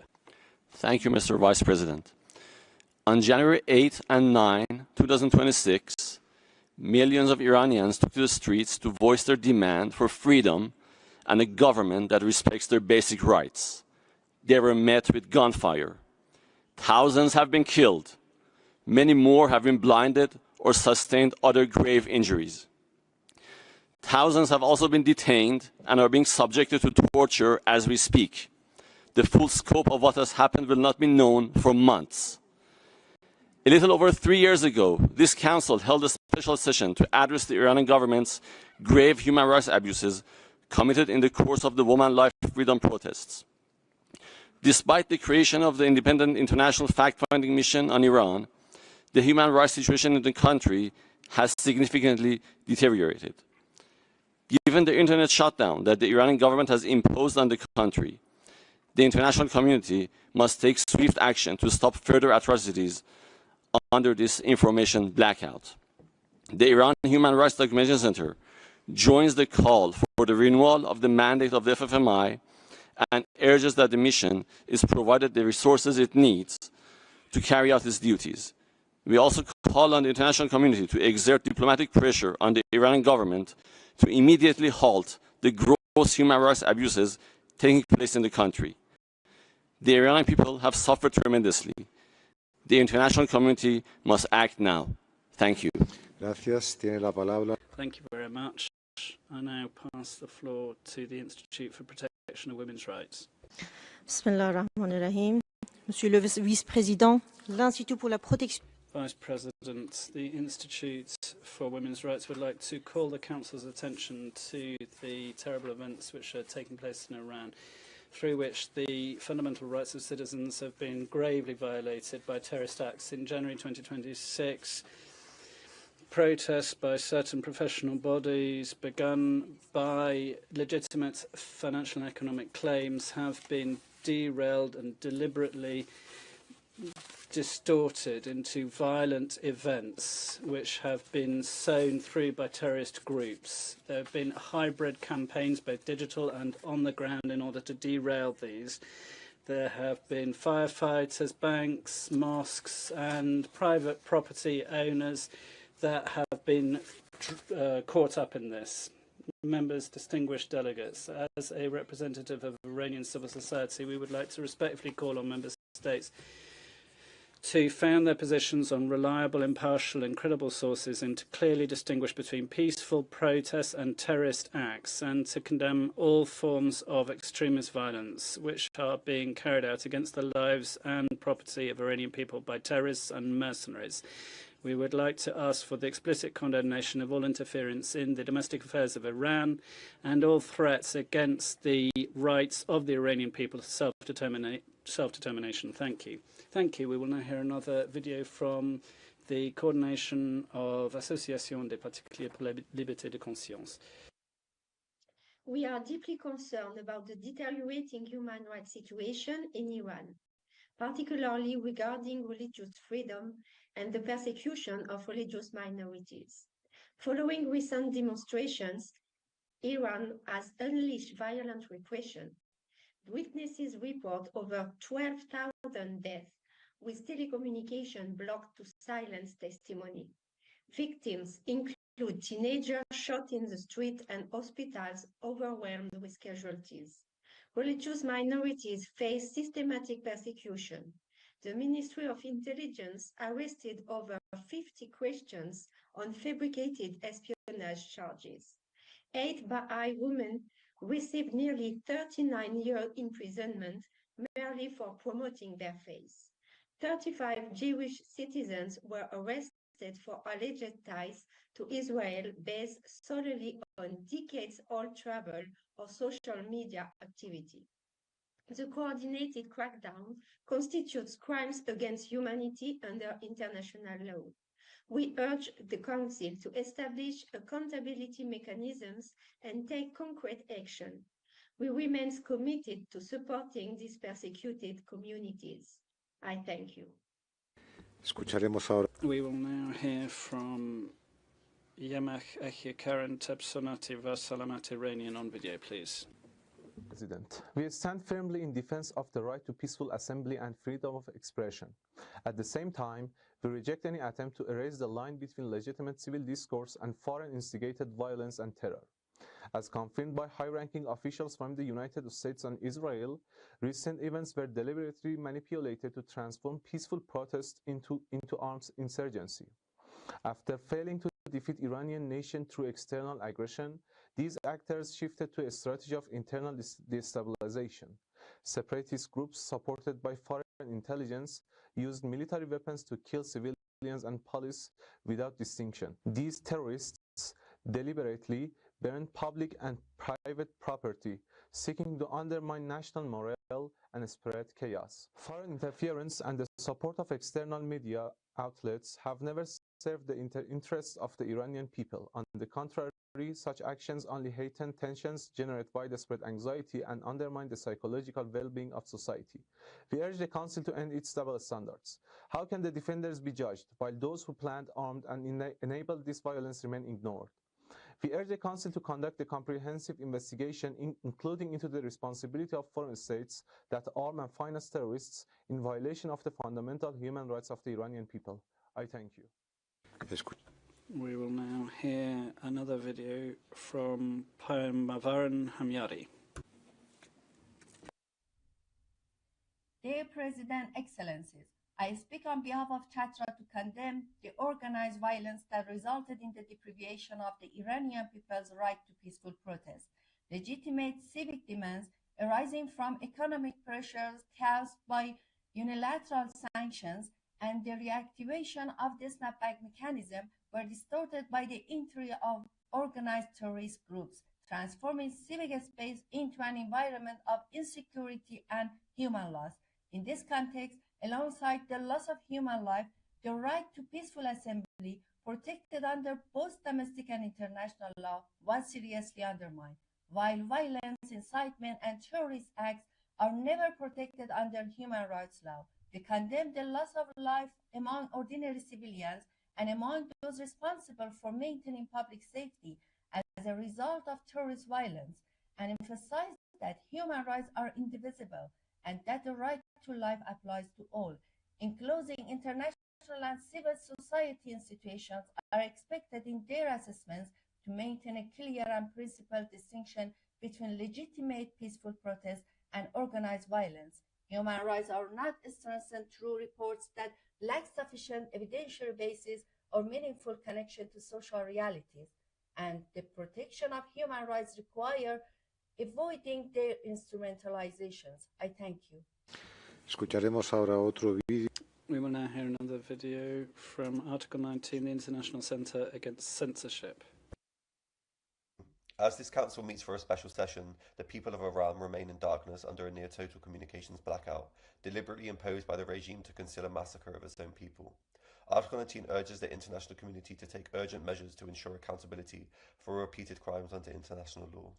We deplore the lethal repression of this new wave of protests, with tens of thousands of people killed or imprisoned by the authorities simply for protesting. We are horrified by reports of security forces raiding overwhelmed hospitals, beating patients, their families and medical personnel, while attempting to arrest the injured protesters and seize bodies of those killed. The regime's policy of mass detention has been facilitated by broadcasting coerced statements from detained protesters on social media. We express our full support for the fact-finding mission on Iran to carry out an urgent inquiry into these international crimes, to collect and preserve evidence for use in legal proceedings, and call for all resources necessary to be allocated to the mandate to carry out its investigations. We urge states to put urgent diplomatic pressure on the Iranian authorities to stop the bloodshed and restore access to the internet. In light of the systemic impunity, we urge states to initiate investigations under the principle of universal jurisdiction to hold those responsible to account. Finally, we call on all states and private companies that use satellite internet connections to use all avenues to find a permanent and sustainable solution to help maintain connectivity. This includes strict export bans on military-grade jamming technology to Iran to break the regime's communications blackout. Thank you. Okay, so now we will hear from the representative of Civicus World Alliance for Citizen Participation. Mr. Vice President, Civicus and volunteer activists expressed grave concern over the rapidly deteriorating human rights situation in Iran following the brutal repression of nationwide protests that began in late December. Iranian authorities responded with an extreme and violent crackdown on peaceful demonstrations that quickly expanded into calls for political reform. Furthermore, security forces reportedly used overwhelming and lethal force against protesters, including military-grade weapons. Reliable accounts describe wounded individuals executed in the streets and cities placed under de facto martial law amid unprecedented wave of arbitrary arrests and mass unlawful killings. Sources report over 3,000 deaths according to the authorities alone and over 24,000 arrests, whilst a nationwide internet and telecommunications blackout in breach of international human rights law further obstructs life-saving information documentation and accountability. Senior officials openly threaten protesters with maximum punishment and no legal leniency, signaling further risk of torture, enforced disappearances and grossly unfair trials. We are particularly concerned that detainees are at grave risk of arbitrary executions. We urge this Council to strengthen monitoring of Iran, ensure the renewal and adequate resourcing of the Special Rapporteur and the FFM to carry out an urgent inquiry and support criminal accountability for grave violations. There is also an urgent need for the voice of civil society within Iran to be heard directly. The people of Iran urgently need protection, justice and international solidarity. We thank you. Thank you very much. I now pass the floor to Baha'i International Community representative. Mr. Vice President, Iranians deserve the right to play a decisive role in the future of their country. These weeks, we have seen youth whose aspirations were long ignored by their government, prepared to make many sacrifices for the upliftment of their nation, and their voices have carried across the world. Iran, once the birthplace of human rights, has for 4 decades seen its leaders stamp on its noble heritage. As we watched with shock and grief the loss of life in the country, we witness an undeniable truth that repression can never destroy what's in a person's heart. It cannot crush one's innermost beliefs and desires and longing for a better life, for human dignity. The Baha'is in Iran have endured this persecution for 4 decades, responding to cruel injustice with nothing but resilience and service to their country. Today, they grieve not only for themselves, but for their fellow Iranians, as that repression is now inflicted on so many. Mr. President, the UN was founded on a simple promise that as one human family, we will ensure the well-being of all. Upholding justice in the face of oppression is the one power that can translate humanity's ideals into reality. Today, this body has a responsibility to hold Iran's leaders accountable, to demand an end to these violations, and to urge them to uphold their sacred responsibility to protect their people. Thank you. Gracias.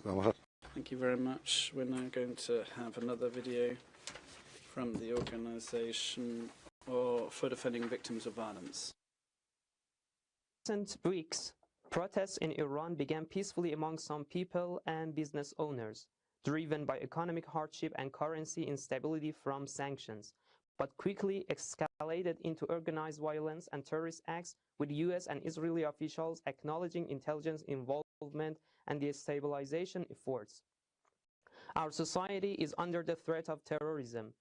The recent unrest, followed by more violent incidents, has caused deep trauma and distress among people. I have a few questions for this Council. Why do many Western states remain silent about foreign interference and the financial and logistical support provided to violent mercenaries? Why is there so little concern expressed about the killing of innocent civilians and children by organized terrorist groups? Why does the international community avert its gaze from the destruction of people's property and the creation of insecurity through external intervention? Is setting hospitals and public buildings on fire a form of peaceful protest? And when such acts are openly supported from abroad, does international law still call this peaceful? Why not allow societies to find their own? We urge the fact-finding mission and the Special Rapporteur on Iran to employ evidence-based language and avoid characterizing these events as peaceful when the documented conduct includes vandalism, arson, and terrorist acts. Thank you. Vamos ahora. We'll now have the representative of Alliance Internationale pour la Défense des Droits et des Libertés. Mr. President, on behalf of the International Alliance for Rights and Freedoms, IDLE, and the IDLE International Foundation for Dialogue and Peace, we express our strongest condemnation of the violent and systemic repression carried out by the authorities in the Islamic Republic of Iran against civilians. Credible UN reporting points to unlawful killings and the use of lethal force against peaceful protesters, mass arrests, incognito detention, enforced disappearances, torture and ill treatment, alongside an escalating risk of the death penalty being misused for political purposes. We further stress that the nationwide shutdown of Internet and communications since the evening of 8 January 2026 is not an administrative measure but a tool of repression designated to conceal violations and obstruct documentation and evidence preservation as warned by the UN fact-finding mission and the UN experts who have called for this immediate end. The Human Rights Council does not need expression of concern today. It needs a deterrent decision grounded in international human rights law, including the Universal Declaration of Human Rights, the International Convention on Civil and Political Rights, and the Convention Against Torture, requiring the protection of the rights to the life. The absolute prohibition of torture, the ban on arbitrary detention, guarantees of fair trial rights, and the protection of freedom of expression and peaceful assembly. We thank you, Mr. Vice President. Gracias. Thank you. I give the floor to Maloka International. Gracias, Vicepresidente. Thank you, Vice President. This special session reflects once more the increasing politicization of the Council. We're witnessing selective use of human rights as an instrument of geopolitical pressure. Iran is a state subject to the United Nations Charter, an instrument which embodies non-interference in internal affairs and the principle of sovereign equality of states. Selectively invoking violations without taking into account external threats is a distortion of this legal framework. In recent weeks, Iran has faced violent acts on its territory channeled by terrorist cells and interference by foreign intelligence services, seeking to create an escalation of external forces that cannot be ignored. Washington's actions, including explicit military threats, reflect a neo-colonial policy using human rights as justification for their strategic objectives in the region. The same methods of coercion struck Latin America and Greenland. They reflect a global pattern of geopolitical aggression which merits equal scrutiny on the part of this body. We recommend, therefore, Vice President, to this Council to protect peace, respect the right to self-determination, and demand the lifting of unilateral coercive measures from the Iranian people and all peoples who suffer the consequences of structural violence of a system which governs us today. Thank you. Gracias. Thank you. I give the floor to Institute of Human Rights. Not in the room, I believe. Therefore, next up is International Rehabilitation Council for Torture Victims. Mr. Vice President, the IRCT, together with the OMCT, Omega Research